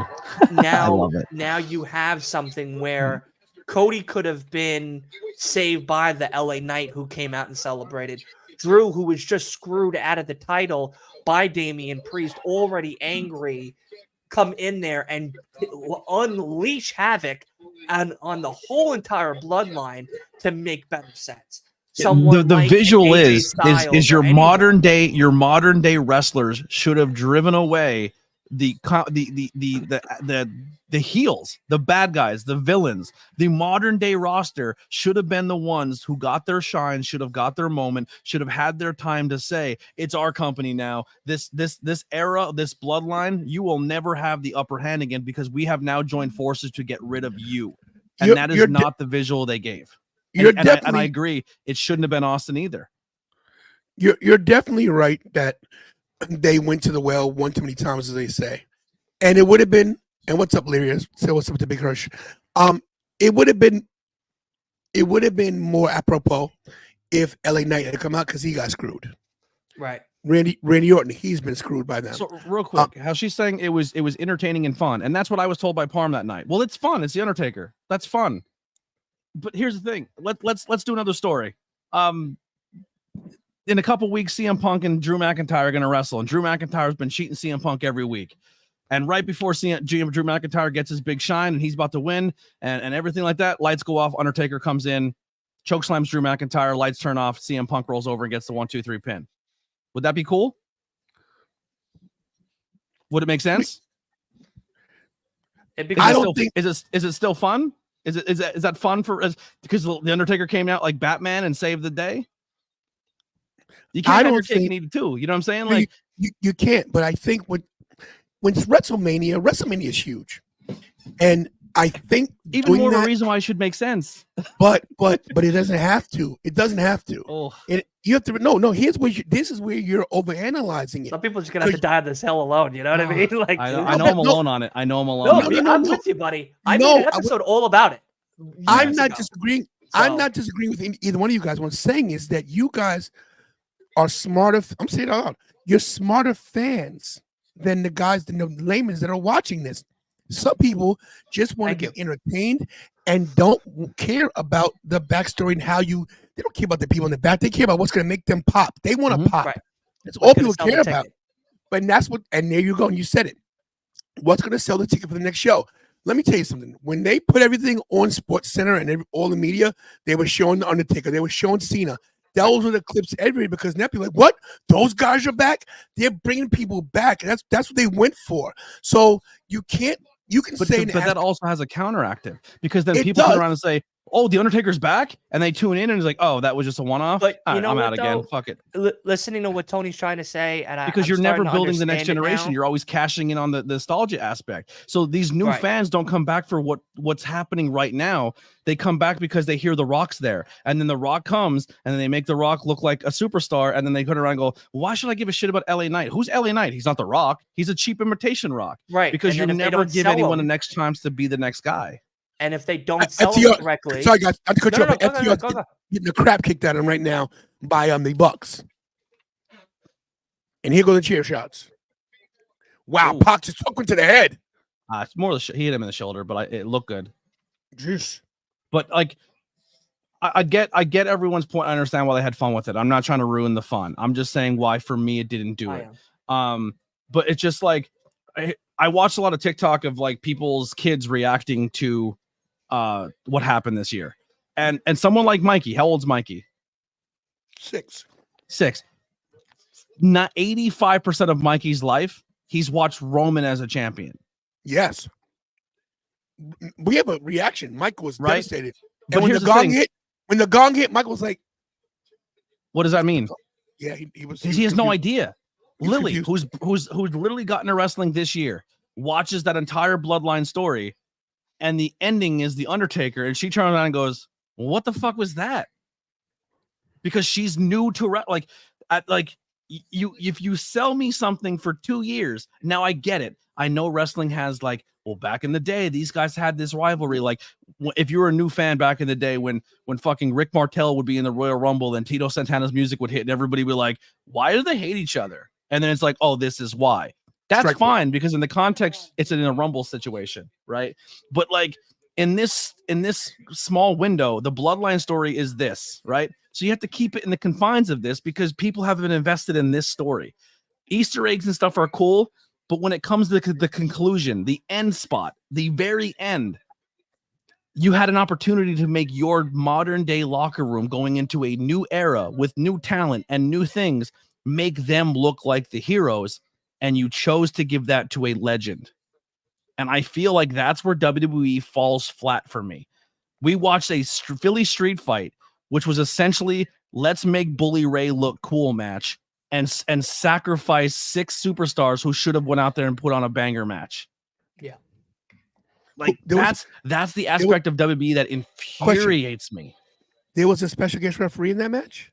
Yeah, some guy, I don't know, he does a table spot. Yeah, I went to the bathroom. Yeah, but that's what I'm saying is like, and then like Snoop Dogg comes out and just butchers commentary for the entire time and doesn't make it look like makes it a joke. Now you make Final Testament look like a bunch of jabronis, and you who are supposed to be your big monster team. It doesn't do anything. It doesn't do any favors to bury your local talent to make your legends look cool all the time. And both sets of those guys needed to perform at a higher level on one of the greatest stages of them all. Because if you're going to go out there and have a special guest referee, which is fine, that part I'm not really more upset with. I'm more upset with the fact that it's not someone from one of their camps. Like if it was a B-Fab as the special guest referee, if it was Scarlett from, Carrion's side as a special guest referee, that would have made more sense, because not only are you having all 6 of these guys come in there and make a match that's going to not only boost them as a tag team and their careers and storylines and potential feuds and what could be their new division as a tag team, possible champions down the road, but you're elevating the women as well and making them also a key factor. Yeah, it's Philly, so of course Philly, ECW, it's the hometown. Having Bubba Ray Dudley for Triple H or for WWE, theoretically, money-wise, makes sense. Table spots, the was up moment makes sense. We gave ECW their roses at the Hall of Fame. You don't need the grandest stage of them all, the Super Bowl. When you're in between those ropes, should be dedicated to the people who put their time in the entire year, who work to be in between those ropes. That's the respect. See, and it also, and kind of what to what Tony was saying before was that for me and you, Anthony, we watch this from 2 sets of spectacles. We're watching it as a fan, professional wrestling, but we're also looking at it as a what if and the stories and everything else that's happening backstage and on the screen and what's being told. So do you think if Hulk Hogan walked backstage during the height of the fucking Undertaker era and said, "Hey brother, here's my pitch. At WrestleMania this year, I'm going to come in and fucking steal your moment and steal your shine, and I'm going to be the one to help you win." What do you think Mark Callis would have told Hulk Hogan after he worked all year with a broken face and did everything he did, that I'm going to come in and I want to insert myself because I've earned that right because I've held the company down for 10 years. Get out of here. They would have told him to kick bricks. Get your bald head butt out of here. And that's the truth. That's the absolute truth. It is. And I'm not being disrespectful to the Undertaker. I'm not being disrespectful to legends. I thank them for all they've done. But there's got to be a time in this company where they got to give to the next generation. You got to let these guys ride, because every single time you sit there and John Cena comes back and goes, "The only reason I'm here, kid, is because you couldn't hold the reins. You couldn't sell the company like I sold the company." They can't, because you guys refuse to let it go. Right. And then John Cena changed that. He came in, he shows up at Mania, and he puts someone over. He allows himself to lose. Right. John Cena has become a cornball. You know what I mean? He's a comedy character now. He's evolved to something completely different, and it's fun. So when he shows up, it makes sense. Right.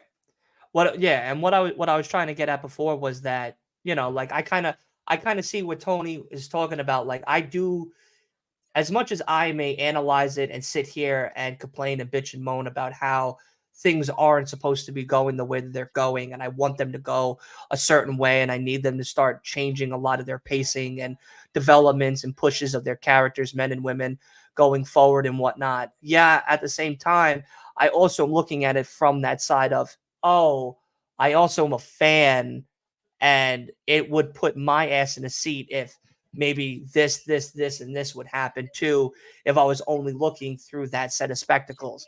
But at the same time, I've grown into this. Silence. Queen is speaking. Thank you. Oh, you got a Tony cam. I like that. Tony cam. It's Tony cam. Guys, tits up. It's chin up. Chin up, tits out. There you go. Yeah. Show some respect. Oh. To the hell Wow. with the Tony Cam. She said, I'm here to see you live and in color. Whoa! Wow. That's disrespectful. Wipe your Wow. face. Wipe your face, Wipe- darling. You got shit on it. Oh my gosh. Wiped her face. God, she's the best. Oh, Watch out for the shoe. run, Tony. Watch out for the shoe. Hit her, Tony. Get her. She's not looking. Get her. Get her. She's not looking. Yeah, she's not looking. Wow. Whoa, Whoa! whoa, Deanna with the F-bomb. Holy Hannah. Drop the F-bomb. I'm way past that. I got Mariah May coming out. Watch out for the shoe, guys. How about Mariah May doing the whole Tony gimmick? I It's love great. It. I It's love great. it. It's so good. All of it is great. I'm sorry, you cannot drink. You're about to wrestle, darling.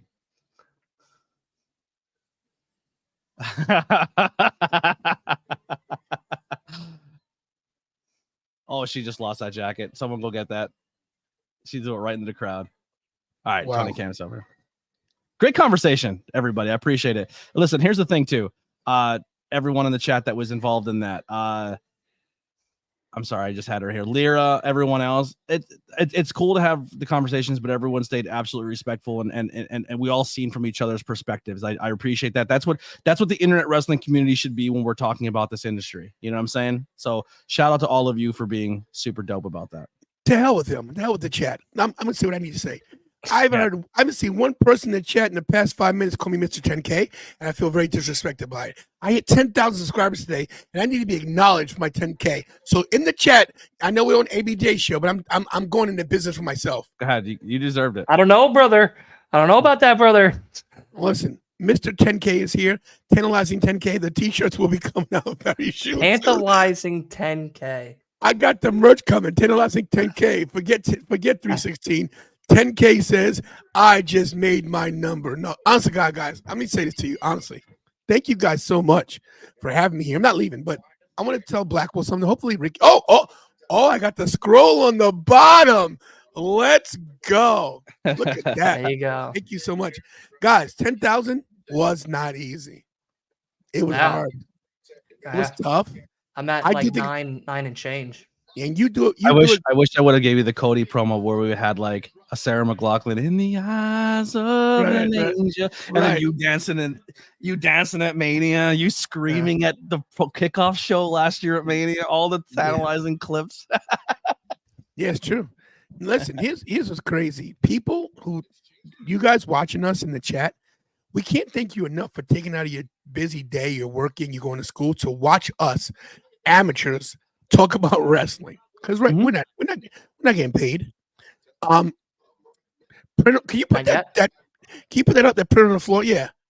So let me so if anybody doesn't know, AJ Francis has challenged me, Top Dollar challenged me for the YouTube championship, which is sitting right there, right? And people think because I've been retired for 20 years now, I got no chance. We don't even know the stipulation of the match. You know, I'm no dummy. I'm not gonna have just a straight match. It's gonna be in New York. You know, maybe a New York street fight. You know, yeah. Let me know. I'm coming. I'm supporting Tony. I can't support Flop Dollar. Sorry. I'm gonna say this right now. As a new soon to be champion of the TWF Federation. The Intercontinental Champion, yes. The Intercontinental Champion, Mr. Work Rate, Mr. International. I will tell you this right now.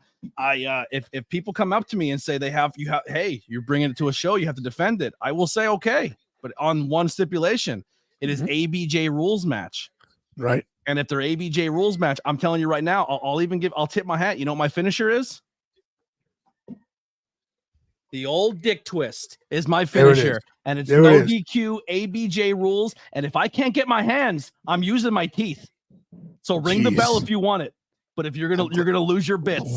Wow. So you challenge me for my Intercontinental Championship. Wow. Just know that's what I'm bringing to the table.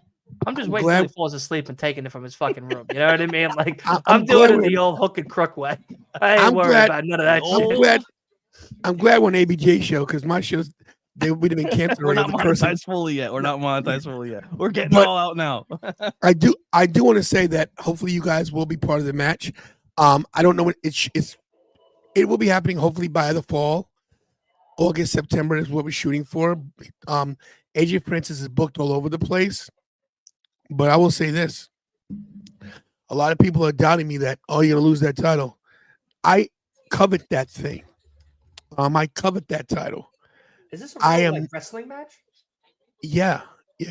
I used to wrestle. It was a long story.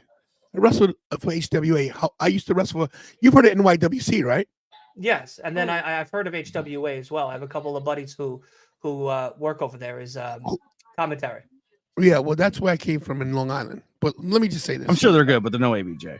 They're no ABJ. But All right, let's just take it easy. All right. everybody thinks that Did they ever do commentary for 3,000 people in the middle of the street? Yeah, they did. You know what they did in that goddamn Hey, dream, baby, and it was great. excuse me too. It's about me. Thanks. Like I was saying.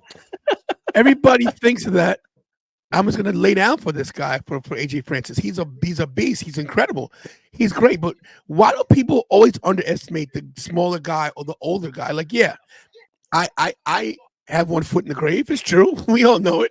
You know, Hey. I get the early rush special at Denny's. I'm 55. It's okay. But here's the thing. God bless you. Out like that. And in a New York street fight, anything goes. Garbage can, kendo sticks, baseball bats, Timberlands. guns, knives, whatever I can get. You know, listen, it's New York, baby. Yo, no, I know. I'm Rat- I'm from rat Queens, I poison. understand. Rat poison, anything's good. So whatever, you know. Bacon, egg, and cheese. They're big. Yo, okay, bacon, egg, and cheese, or Salt, pepper, ketchup. or chopped cheese.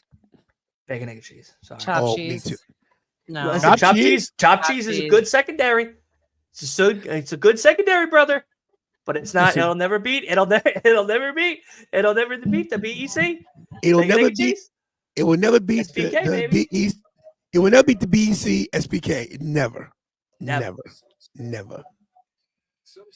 Yeah, listen, I Oh. would love to see that live, Tony. Seriously, I would love Micah to said see he that. doesn't believe you. Hey, Michael, let me explain to you how this works, bro. Since you want to come running your mouth. Yeah, Okay, when listen, you talk come in, that shit. I'm gonna get him now because I'm gonna roast him. Hey, Michael, him. when's the last time you wrestled? Probably never. You're right now Wow. on your couch eating Jeez. ring things. Number 2. Number 3, when you come in retirement, you do it the right way. You lose weight, you tone up. Show them the traps. Show them the traps. Have you seen? Look at these traps. Look at these fucking you seen- traps. Listen, I've lost 42 pounds in 6 months. Number 1. Number God 2, bless I've toned up, and not to mention, isn't this not about how you look? It's conditioning, it's cardio, and it's ring time. I know what I'm doing. I'm not going to just come out of retirement and have a match. I'm going to make sure I'm ready. It's called preparation.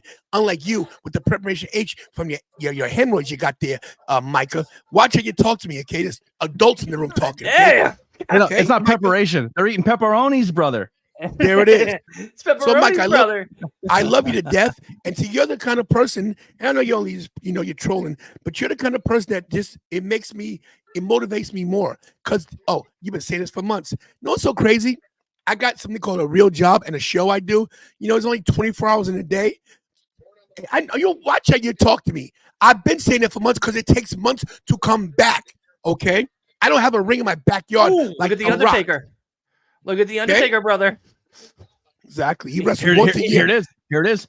Have the Undertaker just come in, cut the lights, choke slam, you win. Dang. Right. Finish your story. Yep, that finished my story. So let me just close this because I don't want to get negative here. Here's the connection. Mhm. Top Dollar was on Hidden Gems.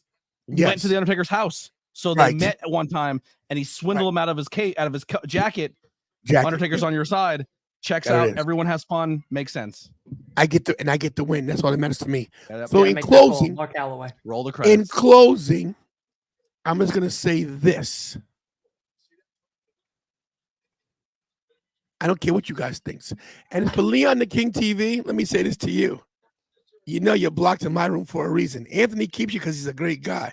You, Leon the King TV, are the epitome of what a scumbag is. Okay, I'm saying it to your Yikes. face. Yikes! Okay, none- Whoa, that's keep- fight no, words, brother. Now, look, me and Michael were joking. We get it. But Leon the King TV, I got real heat with him. He made a very bad comment towards my daughter.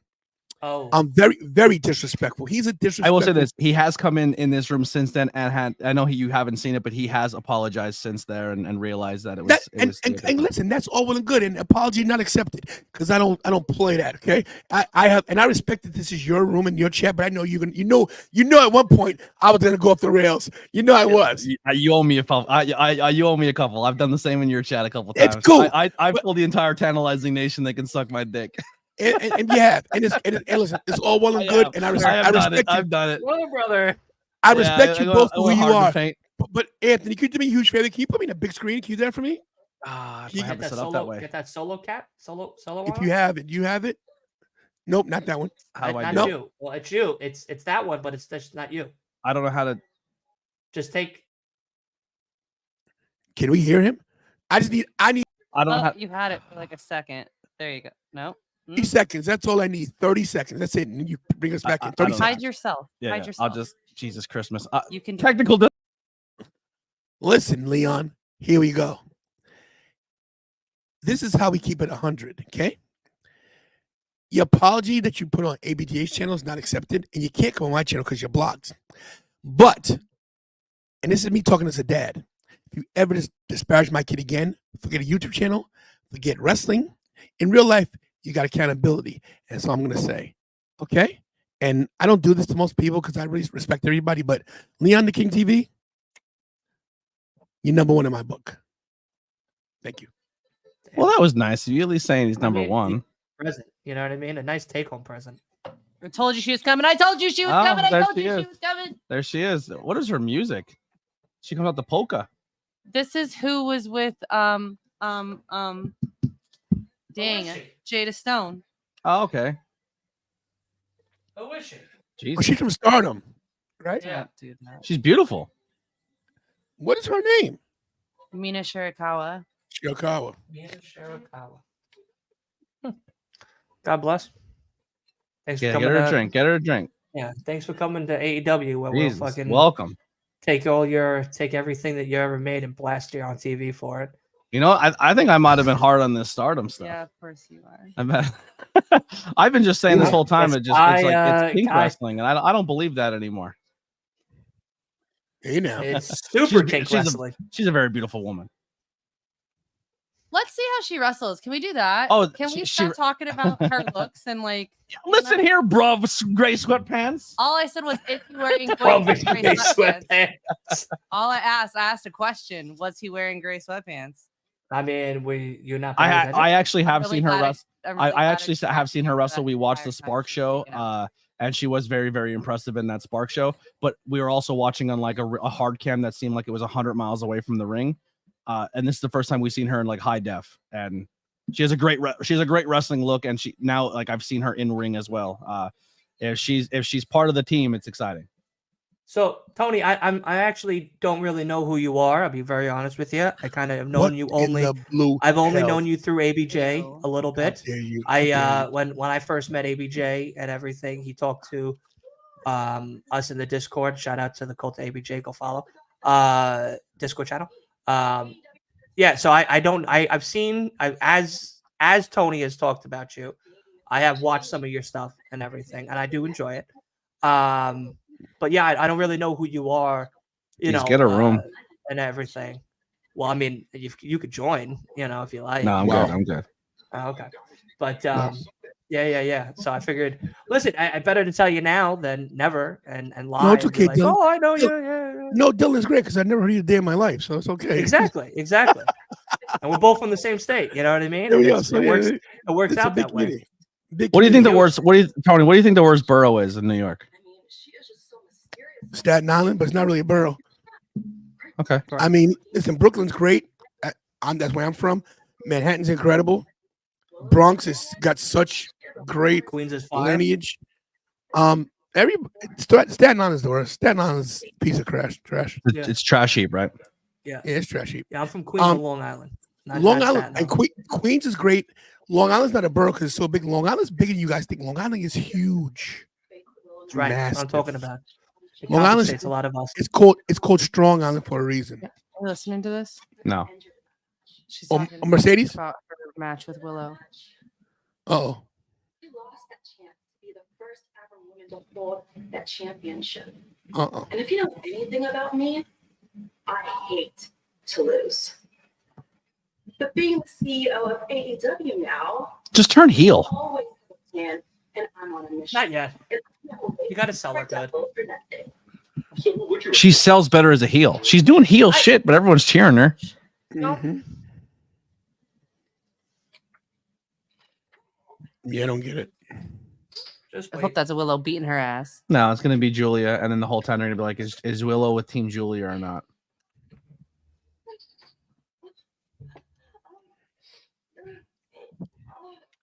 Jesus. Mercedes needs help. Whoever did it, good for her. That's gonna be Willow's introduction to the heel team. The whole time is gonna be like, "Is Willow helping? Is Willow behind the new stable? Is she part of this team?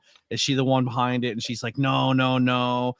Willow purposely hurt me in Japan. Willow's this trash human," and they're gonna Show the completely flip. footage. They're gonna flip. Yeah, show the footage, brother. No, it's They're gonna- footage, brother. It's not they're real. They're gonna sacrifice Willow as this giant baby face just to make Mercedes the baby face who acts like a heel the entire time. Yeah. I'm not going to comment on anything with Willow because I have inside information. I'm just saying, I think it's pretty obvious that she's gonna be heel soon.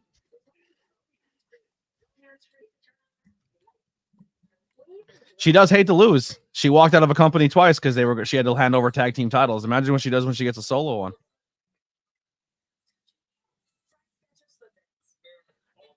What else we got here? Hunter, last warning, try to be nice if he sees your comment. Well, here's the thing, Hunter, there's a few comments that I did see, but we already addressed it. You asked me earlier what I thought of Swerve or what I thought of this, but we literally just talked about it. So I'm answering it, but I don't want to rehash something I've already said. Yeah. How was my week? It was fantastic. We did a lot of cool stuff. When it came to I was at Labor of Love. I got a lot of 5 questions with ABJ. I got some really, really good interviews and content that I can't wait for you all to see. I made the news. I got interviewed by Vice. I got to do commentary on one of the craziest things I've ever done in my life when it comes to wrestling with that commentary gig at Suplex Vintage Wrestling. It was absolutely jam-packed. Honestly, it was the nuttiest thing I've ever done. Where's the clip of that? Where's it at? Kieran and I, you look for that. Kieran and I have so much footage. Yeah. And today we just rested. I put a couple thing up. Yeah, Leon, you were my biggest supporter until you ran your mouth against my daughter and said the wrong thing. What's that? It's under behind the scenes. Behind this, that's where I'm at. I just don't remember what. It's the one that's called ABJ Intermission, ABJ Intermission. not Emotions. The other one. Dylan, did you you didn't go to WrestleMania, They're did in you? alphabetical order. No. I just started a new job, so I couldn't take off, unfortunately, for it. But I was going to go and everything. I was actually going to come down to see Tony, Anthony, and everybody like Tuesday, Wednesday, but I didn't. either. Pandemonium. It's So, pandemonium. that's what I heard. I heard it was wild. Well, this will be in the vlog, but I want you guys to check it out real quick. Nice. Unbelievable. We're gonna take you on a little journey because if you look down the street, this place is absolutely insane. Give me 1 second. I'm gonna do something. Okay. That's crazy. No, that's not the right one then. It is. This is what I'm looking for. Oh, Joe is coming out. I guess we are getting this match. I'm waiting for. All right, listen. They said if you are old enough for an adult beverage, you can cash in on that right down at Pilgaroo Brewing Company. If you're a pro wrestling fan, That's Tony crazy. Deppen own Oh, wait. Pilgaroo Brewing Company. Wait till you see this they crowd. have a brand new beer. You can go finish your own story by drinking their brand new beer. All right. Enjoy They made a beer yourselves. called Let's Finish give Your it up Story. one It was more awesome. time. Suplex Mania. I love Nice. it. Custom hoodie made by Lily. Good for you.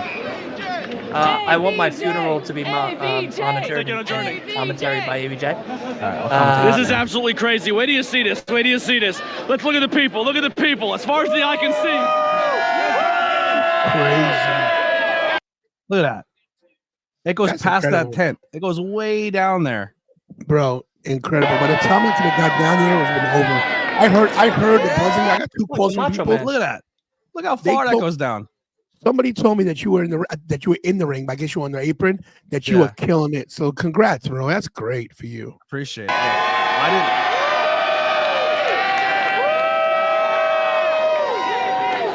The best free card you're gonna get Mania weekend was right here. If you weren't here on South Street, you fucked up. Sorry, children.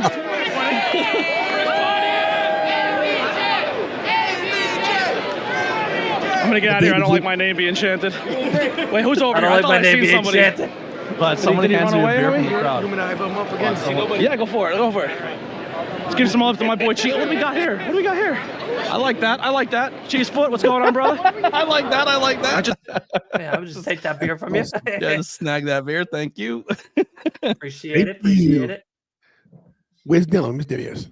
There we That's go. incredible. It was nuts, bro. Nuts. Yeah. Dang, No, I that had to looked break crazy, it. dude. Hands down, the most people I've ever been around at a wrestling show on an Nice. independent level. Anthony made a good quote on my show. He said, "Hey man, we got a Samoan named Joe and a Rhodes in the ring together right now. Yeah. Never seen this before. Never. What for? Not like 2 days ago. First in a lifetime. Never again."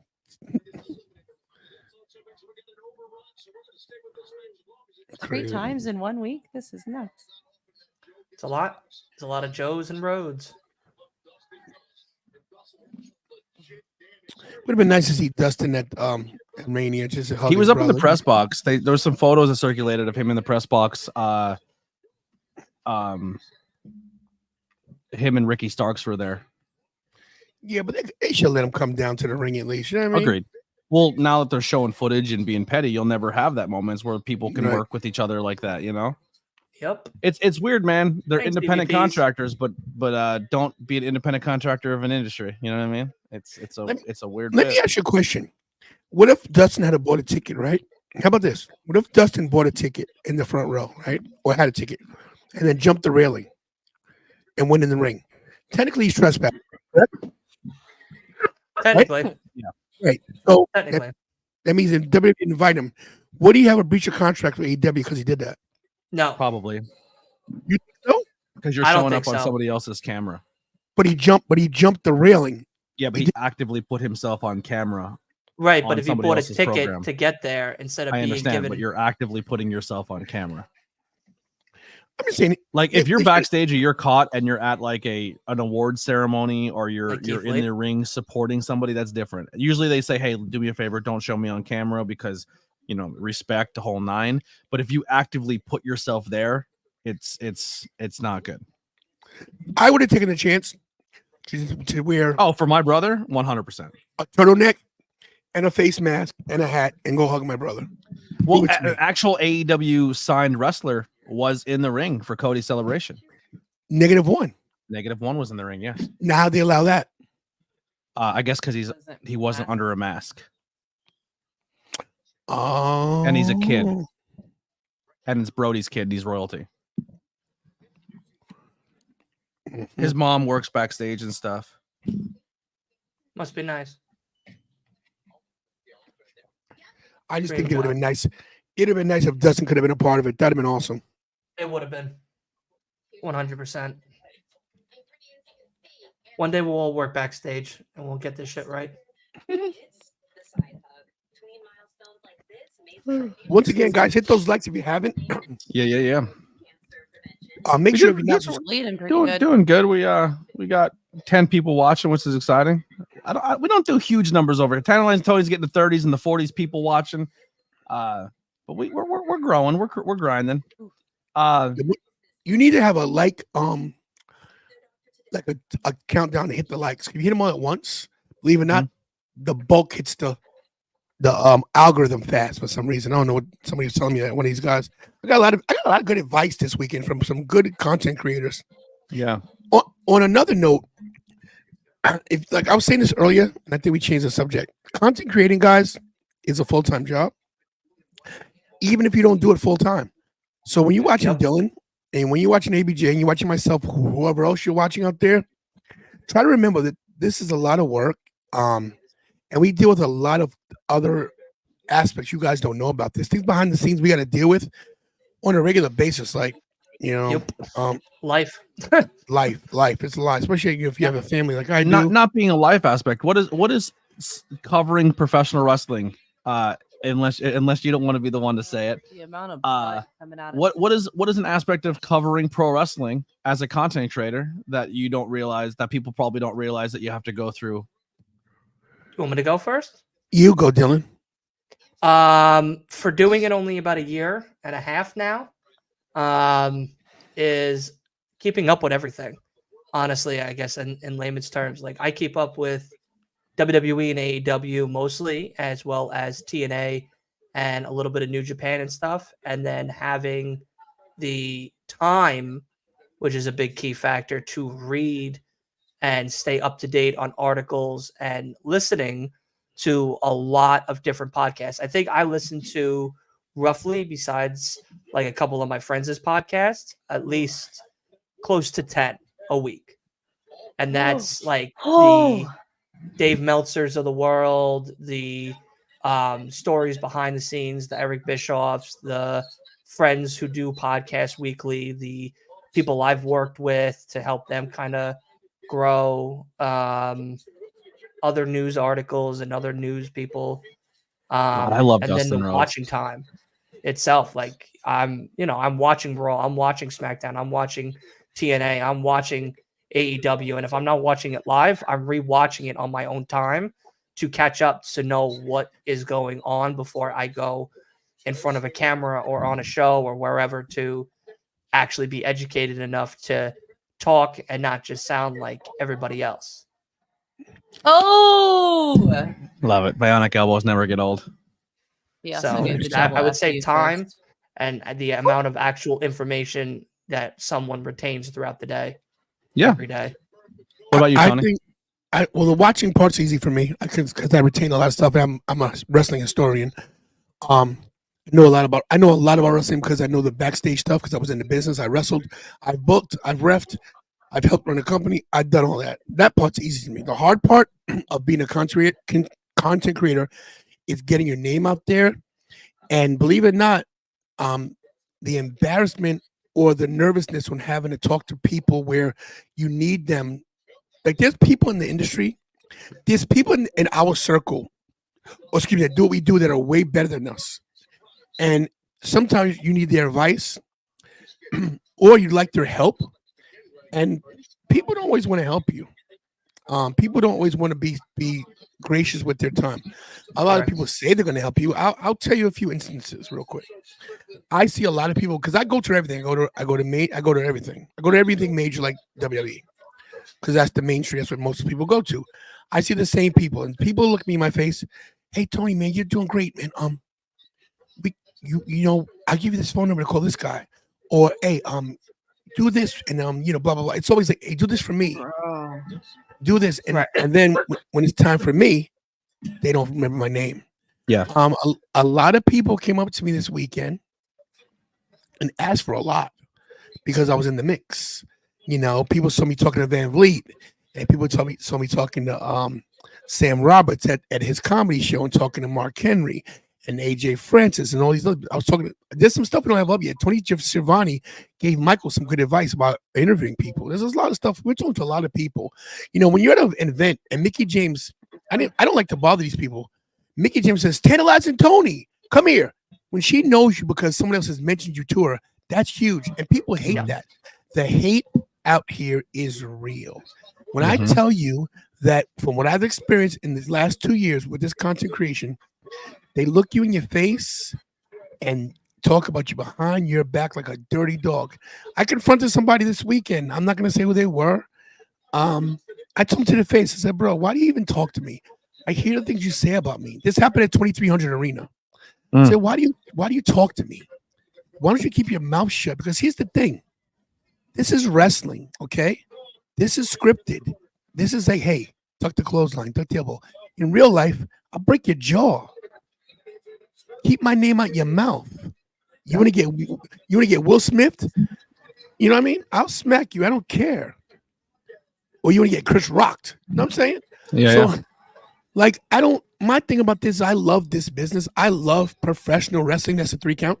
I'm sorry, I'm talking so much. I love wrestling, but you know why I love it so much? It's because of the people you meet. Me and ABJ, when I met at the supermarket, we met because of wrestling. Yeah, absolutely. And now, Dylan, I know you. I've met so many great people in real life because of wrestling. My friends of 35 years are through wrestling. My good friend Paul Loria, wrestling. My good friend Jay Canna, wrestling. My good friend Craig Bosher, wrestling. Kevin Flynn, Mike Norman, Robert Franklin. Rick. Oh wow, go to sleep. I met Ricky through this channel. I met people through this channel. Jen. There's people that have connected me through wrestling. That's a shout. That's a shout out to Chris Parkhurst. Connected to wrestling. Get it connected to wrestling. So it's like, dude, he's everywhere. Dude, those little signs are everywhere. He's not even at shows, and people are supporting his stuff. And that's what I'm saying. It's Swerve knocks him out. Oh, I'm maybe ahead of you guys. Sorry. Do it.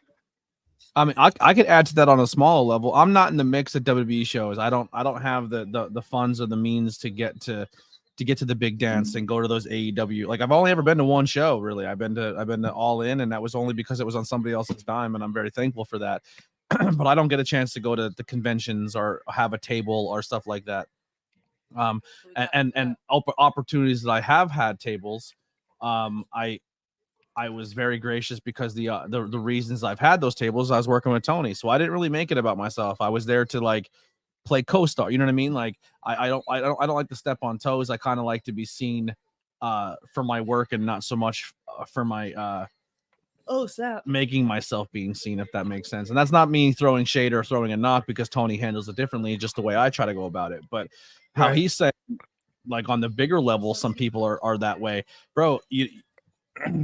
If any content creator ever has reached out and has ever said anything about me or anything about who I am as a person, I will take hours out of my day and go through Amazon listings and show you equipment and go through how to make your stuff look and sound better and how to edit and programs and how to invent it, make your stuff better as a content creator. And I will do that for anyone. You reach out and you want to do this, I will help. And I've done it numerous times. And in the same message, I'll get someone saying, hey, can you help me? Or, hey, I have an interview coming up. Can you ask, can like, what are some question ideas? Or how should I structure myself as an interviewer? They're the same people who then turn around to people in the business and talk about me and say, oh, I've seen Tony's going through stuff in his life and he's going to step away from wrestling for a while. Looks like he's having a little bit of a mental breakdown. Good. Now's my chance.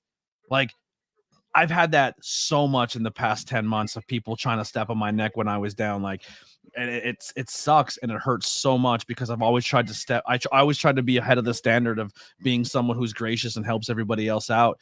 But I always felt like too that I was never really respected in this space. Listen, I want to be respected by the fans, first and foremost, right? Like, if people like what I do and respect me because of it, that means a lot. It means more than you'd ever know. But I really want to be respected by the boys and girls in the back. I like being on the other side of the guardrail. I want to be respected by my peers, because if I'm respected by them, I feel it makes a better interview when I have them on my show. And it, maybe it's me, maybe it's my mental hangups, maybe it's the way I maybe don't feel like I deserve a lot of things a lot, and I have a hard time accepting help or accepting gratitude from people. But sometimes people say, like, man, I love you, and it doesn't stick sometimes. And bro, this week at WrestleMania, like, going back and re-looking at the footage and looking at it from an outside perspective, like, people are smiling and they're happy and they're excited to do content with me. And people are coming up to me and like, hey man, like, how can I get on 5 questions? Can I record something with you, man? I watch all the time. I love how you give people opportunities and how you interview people. And it's just like, I really felt validated after this weekend. Not so much by the viewership, right? I didn't get any subscribers this week. I didn't grow any more as a content creator when it came to new views or new likes or new anything. But I felt when I was backstage with some of these names, they knew who I was and they respect my work. And that meant so fucking much to me this week. Like I did interviews all day Saturday or Wednesday, and a wrestler who's been around 30 plus years who was at that show watched me do a bunch of interviews and then gave me an interview and he pulled me aside. I'm not going to say the name or anything, but he pulled me aside the next day at a show that he wasn't even booked for. He just came to support. And he pulled me aside. He pulled me aside and he said, he goes, bro, you did these interviews and you gave someone who is 6 months into this business, a year into this business, 2 years into this business, the same energy you gave me, who's been in this business 30 years, and I wrestle for top level promotions and do top level things. He goes, you treat everyone exactly the same, and you don't gush over the high ones, but then brush off the low ones. And he goes, that's super rare in this field, especially people who interview people the way you interview people. Most people are always trying to go for the big names and go for the name. And I get them too, but like, I give the same, like, dude, I sat on a Lindsay interview for almost 3 months before I posted it because other people were recorded first. I didn't bump people's interviews or say, hey man, I'm going to cancel your interview because Lindsay wants to do it sooner. Like, you know what I mean? I just don't do that to people. I treat everyone exactly the same. And a lot of that behind the scenes stuff I don't talk about, or I don't showcase, or I don't put out there. And it's cool to see your character be respected as a human. And I got a lot of that this week during WrestleMania, and it put a lot in perspective for me. And it made me realize that like, that I'm on the right path. And my interview with Dante's a content creator, not even in the wrestling space, but Dante's super popular on TikTok and Instagram and all these different platforms with over 500,000 followers, probably over 1 million followers if you add up all of their social media platforms together. And all they do is just, they're them. They're just unapologetically them. They're funny. They tell you their opinions on things. They bring humor and joy. They're getting paid to be themselves, and they're being gifted things and getting brand deals and all the stuff, just being them. And that's like, I don't know, man, these last couple of months really put into perspective to me, and like how I kind of went through some stuff and I was angry at a lot of things and I felt like everybody was out to get me. And then, you know, me and Tony burying the hatchet, me and Anthony and me and all these other content creators that like we're at, you know, and I'll take the heat. A lot of that was because of me. And I kind of was at a spot where I thought I was being attacked, and I felt like I was being attacked by everybody. And my life was essentially falling apart, and I didn't know what I was going to do. But I just learned, man, like just working together and just staying true to who you are is going to get you there. And honestly, you hitting 10K tonight, Tony, is motivating. Like honestly, my favorite part about working with you, Tony, and being around you is there's a, I'm gonna keep it a buck, and I'm not saying this respectfully, and I'm sure you're gonna respect the fuck out of this because I think we're the same people. But there's 100% a rivalry, but it's healthy, if that makes sense. Me and you? Yes. Oh, let me say this with all due respect. Hell yes, yes. Yeah. Like I want what he wants, he wants what I want, but we also are finding a way to help lift each other up through that rivalry. Dude, I see what Tony does. I'm like, yo, that dude got in the news. Watch this. You know what I'm saying? Like, but it's not to outdo him or outshine him, because I'm going to give that man his roses, because it's to elevate each other. He had a platform with thousands of people, and I was only 200 subscribers in, but he's seen that I had ability. He's seen I had talent. He's seen that I knew how to make things look and sound better. He's seen I had the skills to get to that level where he's at. The gravitas. And he gave me a platform to do that when I didn't have one. And we were complete strangers. But to have that healthy competition, but to not bury one another, is what's going to make all of us uplift each other. Even when we had a falling out, it still was out of respect, because I like the guy. Because I think what happened with both of us, we both were hurt, but didn't tell the other person what was going on. Yeah. Which is cool, because I mean, I'll keep it for real. There was a third party in there that I think was stoking some flames. Listen, it is what it is. You know, people like to pile on when people are down, and people like to make it personal. And I get personal sometimes about my kids. And that's why, as you should. They're your kids, and you have great kids. But I'll say this, and let's be honest. And I'll tell people on your show, I badmouth you to a lot of my inside people. I was like, yo, F ABJ. If I ever see him, I'm gonna smack him in his mouth. I was that mad at you. But then I pulled back, and I was like, how stupid is this? And shout out to Mr. Ruda, Joel Ruda. Oh, 100%. You guys are freaking incredible. If you guys, I thought about this as the Mega Powers. Now, here's the problem. I'm not Hulk Hogan, so I'm sorry, bro. But those guys were great together. They were great together. It might not have been the greatest, wrestling matches, but the star power they had together, incredible. Rated RKO, great together. We're Brett and Sean. Ooh. Wow. Okay. Like I'm definitely Brett then. And you're Sean. 100%. Yeah. 100%. I just don't want to be Hogan. Yeah, that's true. But this is the thing. I do. And I'll be honest with you, because people say, "Oh, it's not true." Because there is a little bit of jealousy in wrestling. I am jealous of Blackwell that he's so good on the mic. I am jealous that he knows that what equipment to use better. There's a little bit of envy there. That's just life. That's real talk. But I don't think it's bad because what it makes me do is elevate me more. Anthony showed me a camera that he wants to get.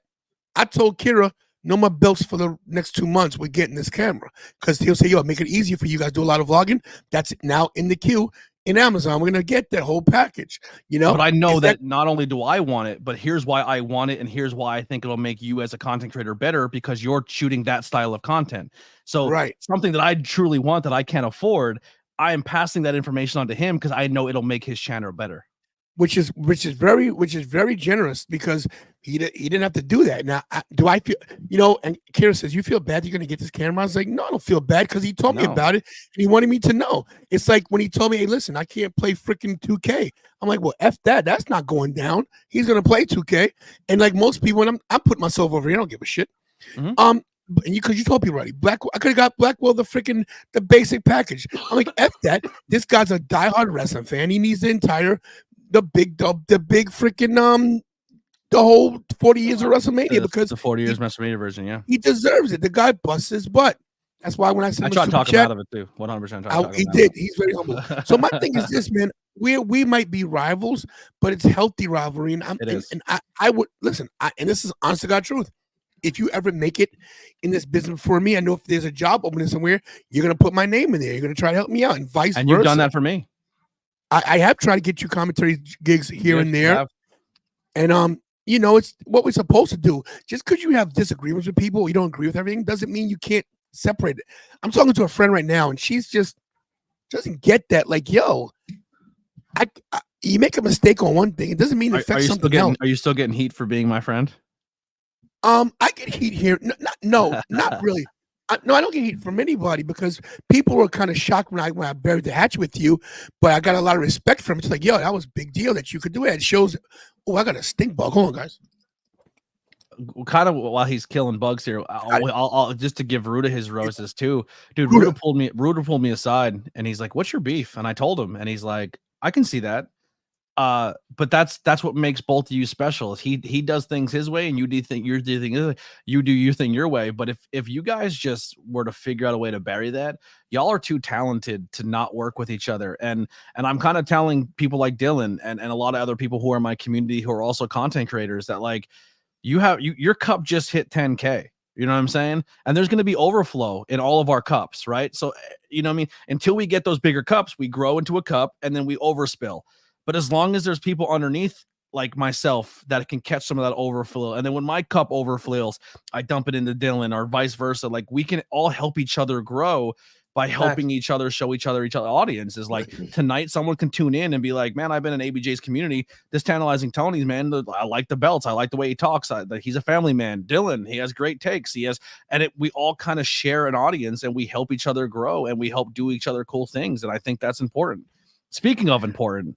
The real star of the Tantalizing universe, the producer Kira. The producer Kira is here. I brought in for a reason. Let me just say this in when it comes to you and me. I appreciate everything that you talked to me about, that you were upset about, and that was hurting you and that affected you. Because I was negligent to what was going on. I had my own thing going. And sometimes when you do this content creation, you put yourself in a bubble and you forget there's other people that got help you get there. I didn't get here by myself. I didn't click the subscribe button 10,078 times. Yes, 10,078. I had 100 today. Crazy. And I haven't left my house. That's a testament to what I do. You know, a lot of people don't think I'm talented. That's BS. I'm great. You probably have a lot of people who are now going through their like Kira told me this. Like she goes, we sometimes we go to a show or we go to a pay-per-view and we don't get it until midweek or towards the end of the week because people start going through their pockets. They start going through all their stuff. They see the business card. They type in the business card and they go hit subscribe. They might not do it then, but you'll see that flux of all the thousands of cards you hand out throughout the rest of the week. So that's what you're probably getting. You're probably getting that like people are going through their stuff and be like, oh shit, that channel, that guy was crazy. But you left a memory in their brain to be like, I'm gonna go show that dude some love. bro, let me tell you. Raz, thanks for being here. It's crazy the amount of people I touch. I'm by no means famous. I'm popular in certain circles, but this doesn't happen. 10,000 doesn't happen. One doesn't happen without this child right here. Call her child, even though she'll be 20 this year, but she's my child. This kid, I'm not gonna cry because I only cry on my show. This kid here, she's not the GOAT, the greatest of all time. She's not the boat, the best of all time. She's the tote, the most tantalizing of all time. She's the tote. This kid here, who she checks me on my crap too. I cannot put her over enough because of what she does for this show. My show. I wouldn't be here doing this. I would have quit. This is tiring. I'm beat. I have to go to work at 5 o'clock in the morning. I should be in the bed. I'm an older guy. I got my knee. My knee's probably. I don't even know if my ACL is torn 100%. It's so bad. My knee's black and blue. It's the size of a basketball. I couldn't walk I was limping for 3 days at WrestleMania. I could get up the steps. It was crazy, but I would not quit. I had a lot of adversity this weekend with dealing with aspects of WrestleCon and people who didn't believe in me. A lot of people didn't believe in me. A lot of people shit on me. Excuse my language. A lot of people looked at me in the face and called me a liar to my face. People did that. You know what I did?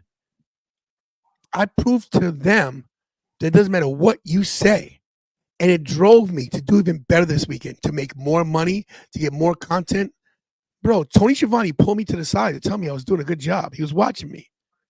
Tony Schiavone, who's a legend in this business, pulled me to the side. Chris Van Vliet said to me, listen, usually when you see the same people, he don't remember. He goes, hey, Tantalizing, what's up? Came to me, like before I even said hi to him, he was at his table. I was like, hey, can I interview? He goes, don't ask to interview me. From now on, just come with the mic and start talking. Because we're like that. I was like, well, so it's not going to be me, it's going to be Mikey today. He goes, oh, great line. Dude's Michael. Michael, he helped me. Like, yeah. Chris Van Vliet is the GOAT of this business what we want to do. I had 300 subscribers, and he goes, you have, your channel does not look and sound like a 300 subscriber channel. He's like, look at your set. You have a whole set, like your cameras, the lights. I was like, I appreciate that.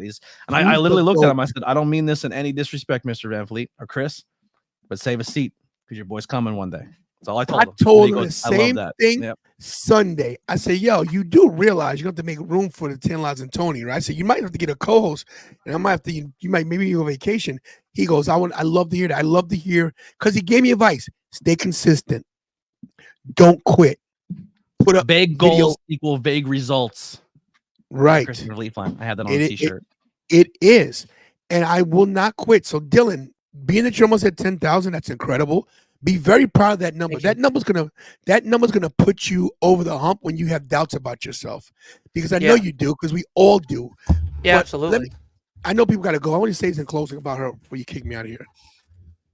Well, I have a Kira question as well. I didn't know I was getting Kira on the channel. And I actually have something to share with you, Tony. But let me just say this. Let me say something done. There will be a live show. We have a live 10,000K. Excuse me, 10. Yeah, it's 10,000. Sorry, I saw 100,000 in my head. I was like 10,000. We have a live 10,000K subscriber party tomorrow, celebration. Please be there if you can. Just come hang out with us. It'll be all question and answers. It'll all be just hanging out. I might even have a cocktail. Might drink a cocktail on camera. Yeah. Not you. Then you gotta send that link. I can't wait for Kira's first beer. Yeah. I hope I'm there. Also, I'll be on the show drinking with you. Absolutely. Let's get that. Also, I want to say this to all my children that have helped me. My daughter Jasmine, if you're still here, Jasmine with the game show stuff, she always texts me what a great job I'm doing. And I want people to know this. I don't love one kid more than the other. We just have different relationships. It's just different. Jasmine, yeet to you. Yeet. I acknowledge you, Jasmine, because you were my first daughter in the aspects of making me a dad. So yeet to you, Jasmine. I love you very much. Thank you for, making me the guy I am. My oldest son, Anthony, they'll all watch this later because I'll send them a link. We're going to talk about the 10K shirts. Don't worry. We got giveaways tomorrow, too. There's going to be a lot of giveaways tomorrow. So my son, Anthony, will watch later. Anthony, when you see this, Love you very much. You're a good man. You're a good dad. I'm a grandpa. Carter, I love you. You inspired me to do better. To Big Bucks Bobby. Big Bucks. To Big Bucks Bobby. Where is he? His headphones on. Go get him. He always has headphones on. What a jabroni. To Big Bucks Bobby. Honestly, I love the civil rivalry between Bobby and Kira. That needs to be captured in a bottle. It really does. Oh, it's so good. Big Bucks Bobby is one of the, and Anthony, I'm sorry for going long-winded. I apologize. No, I'm glad you came on. I'm honored that I'm your Thank first you. live stream appearance of 10K. Yes, you could easily before went live my yourself. show. Before Yes. my show. You So could I have think- easily went live yourself, but you told me you're going to be here because we were going to work towards 10K together. But you did it without me because you didn't need me. But I'm honored that you're here doing your spiel. It honestly it gives me a lot of inspiration as a content creator that one day I'll be having the stream as well. I told Bobby, and just so you know, the waterworks are going to start now. Just so you know, it was so hard for me. I needed an Oprah moment. Yeah, It was so hard for me. Let's zoom in. No, don't zoom in. It was so hard for me WrestleMania weekend. I went through so much, and I was hard on these kids. I was so hard on them because I was just so frustrated. And a lot of people don't tell you when they're hard on your kids. This is not like, I'm not Father Knows Best. I'm not freaking Cliff Huxtable because I don't drug women. But that being said, Bill Cosby. That being said, I was so hard on Bobby, but Bobby was mad because someone came at me a certain way, and he was upset that I didn't retaliate. So he retaliated for me. He was pissed. He was so mad. He was like, I'm done. I want to go home. He wanted to go home. I spent, guys, just so you know what I spent in WrestleMania for tickets. I can't even tell you. I spent maybe $6,000-$7,000, maybe $6 or $7 grand that I saved and whatever. But it was crazy. Bobby, I don't want Bobby to grow up to be like me. And I know you might say to yourself, what do you mean by that? Well, I'm 55. Anthony, how old are you? 37. And we're doing the same physically, thing. mentally 12. But we're doing the same thing. Dylan, how old are you? 30. See, and we're all doing the same thing. I should be no disrespect to either one of you, but I should be way further in this business than I am. But I quit. I stopped, started. I was in the business, stopped, started. I quit. I let people listen to people. I don't want him to struggle at 55 to make your dreams come true. So I'm tough on him. I cannot say more about this kid than anybody else in the world. He is the most good-hearted person I've ever met in my life. Because I'm hard on him. I snatch him up sometimes. Not now because he's bigger than me. But when he was smaller, I snatch him up and like grab. Just with that bad knee, he's gonna fuck you up one day. You be careful. But I want to tell people this, that I love this kid more than I love myself. I don't show it sometimes because it's tough, but he's the GOAT. My daughter Kyla, who's in the room there, she's not gonna be on camera, but she's got a lot of issues going on. It's tough for her. I want her to make it in life. I love her very much. I love my granddaughters. This kid right here,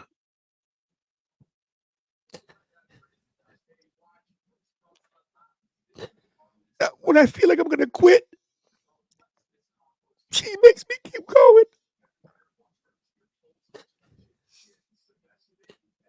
And my little guy who's sleeping over there because the studio's a bedroom too. He's on that side of the studio, on the studio. That kid drives me to be a good man. So when I do this, it's not just for me and the fame. And of course I want to be famous. And of course I want to be rich. Of course I want more money. Of course I want to travel. But it's because of them. I want them to see me making it at 55. Like Dad did at 55. I could do it at 25. I could do it at 20. I could do it at 35. Like, I don't want them to be the failure I've been. Because I have been a failure this whole time until today. The 10,000 number at WrestleMania was a big deal. I missed it by 2 days. Not that bad. That's pretty good. Not at all. My goal was to hit 10,000 by WrestleMania. It took 3 days extra. Minus the 10K. I'm not trying to step on you here, but minus the 10K. Yeah, you didn't get it. And the big deal. We hit it, right? It happened. But, bro, not only are you making content, and this started off as a Tantalizing Tony wrestling show, or Tantalizing Tony, but your channel, your brand, everything that you do as a content creator has morphed from Tony to Bobby to Kira to your, it's a family show. Like, I know for a while that's what your goal was, to eventually make it as a family, but that's exactly what you're doing.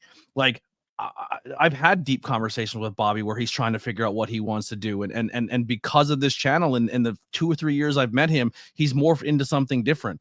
Mikey, Kira was like petrified and hated being on camera, and now she's going to blow up and do crazy cool things, and it's all because you guys are doing it together. You didn't just take your super chats, you didn't just take your subscriptions, you didn't take donations and all that and just take Tantalizing Tony to WrestleMania. All 4 of you went to WrestleMania. You all had that experience. You all went to WrestleCon. You're doing it together, and that's super dope. Like, Kira, 3 years ago, would you have thought you were meeting Rhea Ripley more than once in 1 year? Oh, absolutely Not once, but twice. You know what I'm saying? And that's dope. And Rhea knew who she was. Yeah. And she even buried me again live on, and it was, and because she knew Kira was gonna pop. And shout out to Rhea Ripley, my God. But that's my thing. Like, when I got her to meet Rhea Ripley, I fought. If you guys know what I went through to sneak, I snuck, just so you guys know, I had one ticket. I bought one priority ticket for Kira. But how was I there? I worked my magic, my gift of gab. I talked to people. I walked in like I owned the place. The New York thing. I did that. I was on the Vegas. I was in you should front. hear how this dude. You should hear how this dude had got parking one time. He showed up in an arena with his Tantalizing championship in the front seat, and the person goes, "Are you here for the show?" He goes, "Yeah, I'm the champ," and they parked him for free. It's a true story. Let's go. Let's go. That's how you do. Oh, but my thing is you take a step. If you're listening to this, if you're consuming this content, you're like, oh, what is this all about? Take a step back for a second and be like, think if you were a kid, right? And you're watching professional wrestling or music or anything, and you're like, man, I loved Macho Man Randy Savage. And imagine your dad starts gets to a point where he gets an opportunity where you can meet your heroes and meet your legends and meet these people. Like, it's all because people are willing to just click on a link and watch us talk about an industry. It's mind-blowing to think about. Like, we're all having these amazing WrestleMania experiences, and I'm having them on a much smaller scale. Like, I'm doing it on an independent scene, but like, the only reason I have these is because people are willing to give us their time, and it's awesome.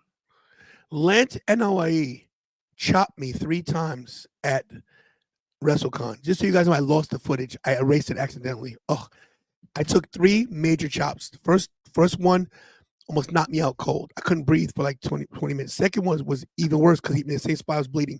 The third one, I bumped and the whole place popped. You know what? I was gonna put it up, and I'm kind of glad I lost it because that moment stays to me. I probably got thousands of subscribers out of it, but that's my moment. It was great. You got people like Matt Cardona cutting promos with me. You got people like Willow who told me, Tony, no matter what anybody says to you, use the advice you gave me. Keep going. Don't quit.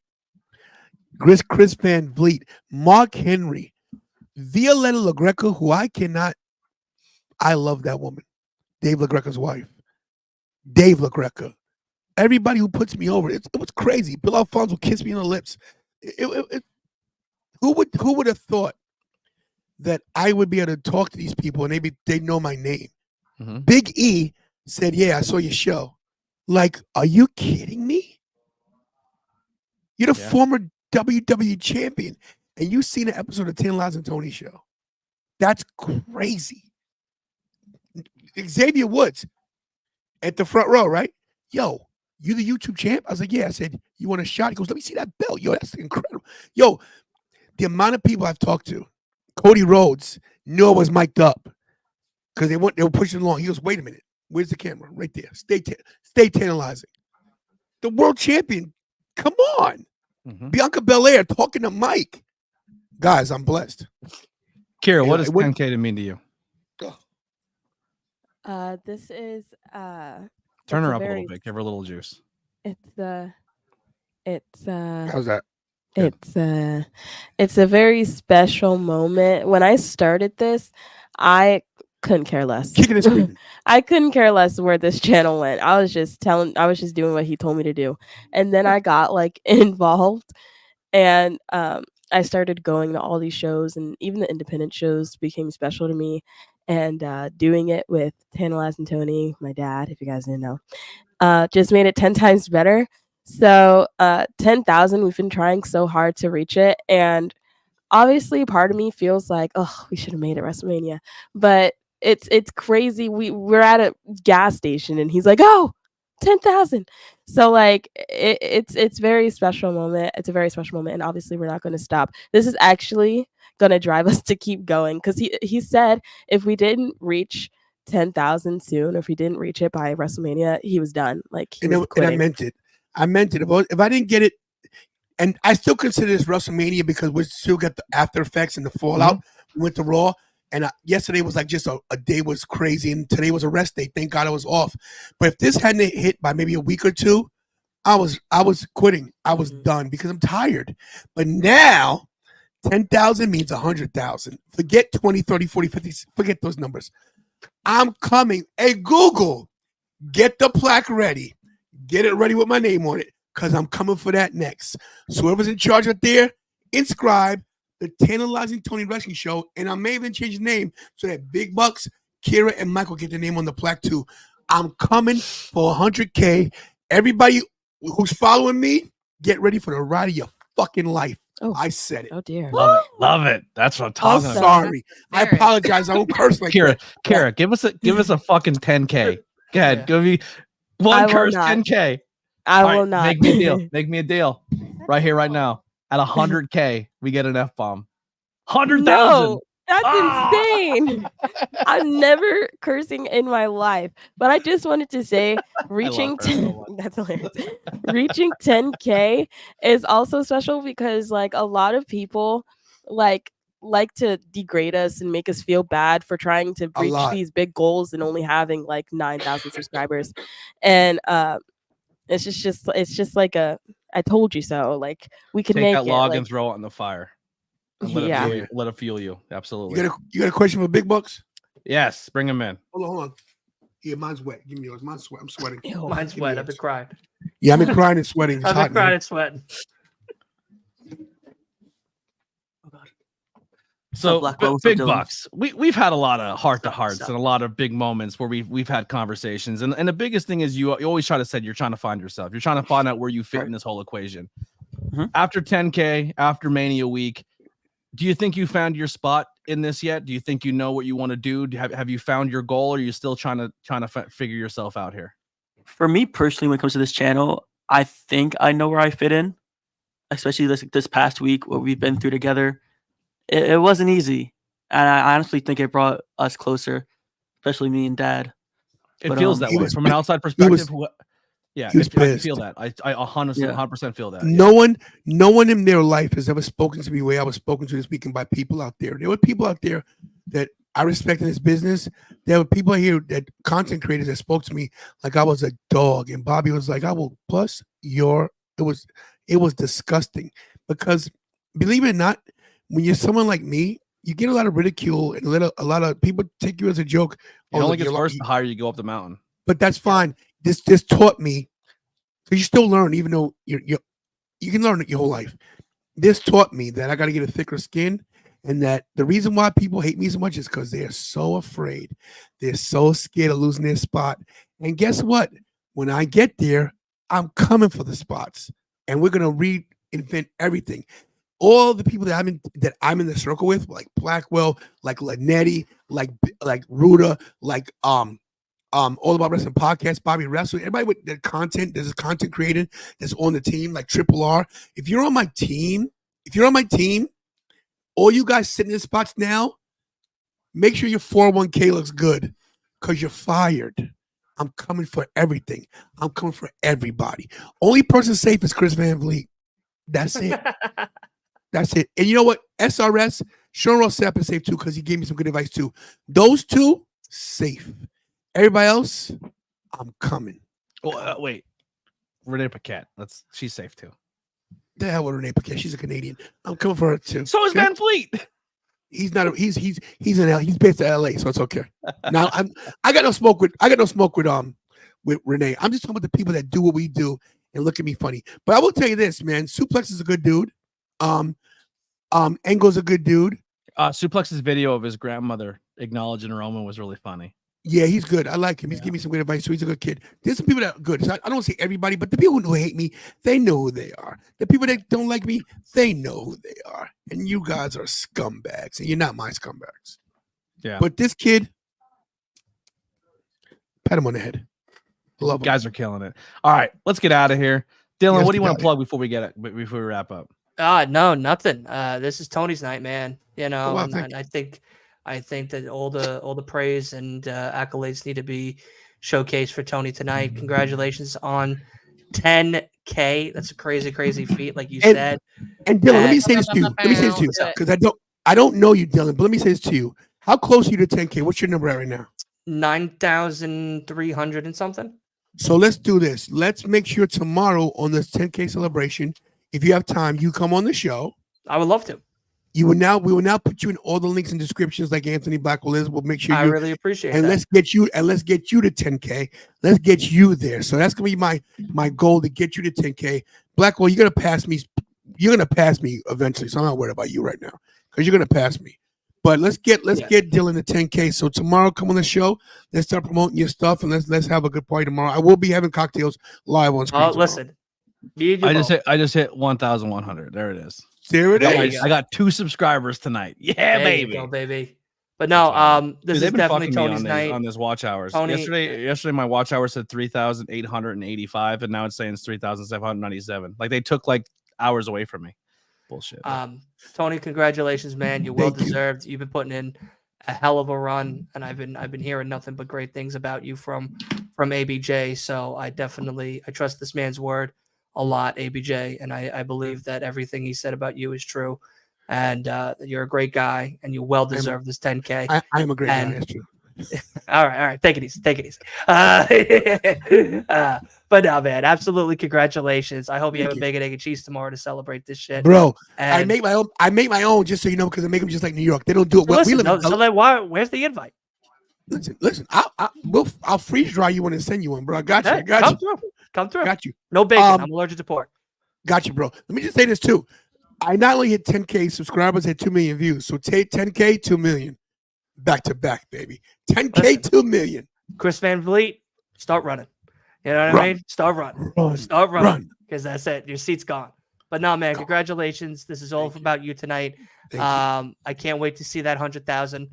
And then we'll get a live celebration party coming out right there in Brooklyn. We'll take a whole fucking venue, a whole block. We are also talking about somewhere centralized everywhere of possibly doing like a meetup, like a content creator meetup this summer. Yeah, where we all kind of like your universe, our universes, all kind of find a spot if they can travel out to like Pennsylvania, Philly, New York area, and all get together and do like a meetup.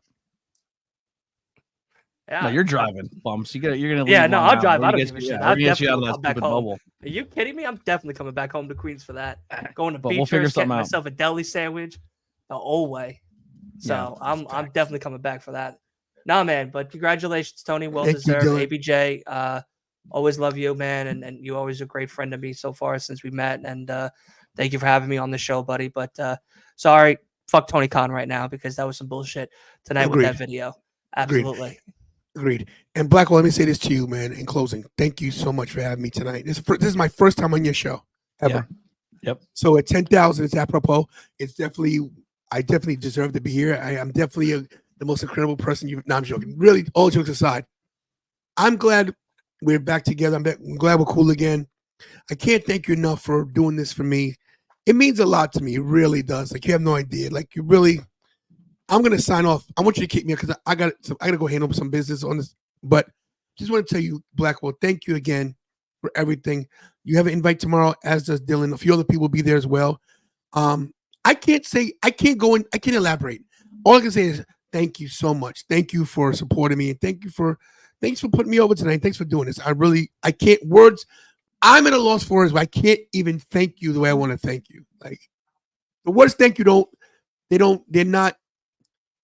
they don't justify what you did for me tonight. So appreciate it. Listen, anything I could do, you've done a lot for me in the past. All right, well, we're gonna wrap it up. We're gonna send you out some music by the Converse Kid, and everybody, 10K. Let's stay tantalizing.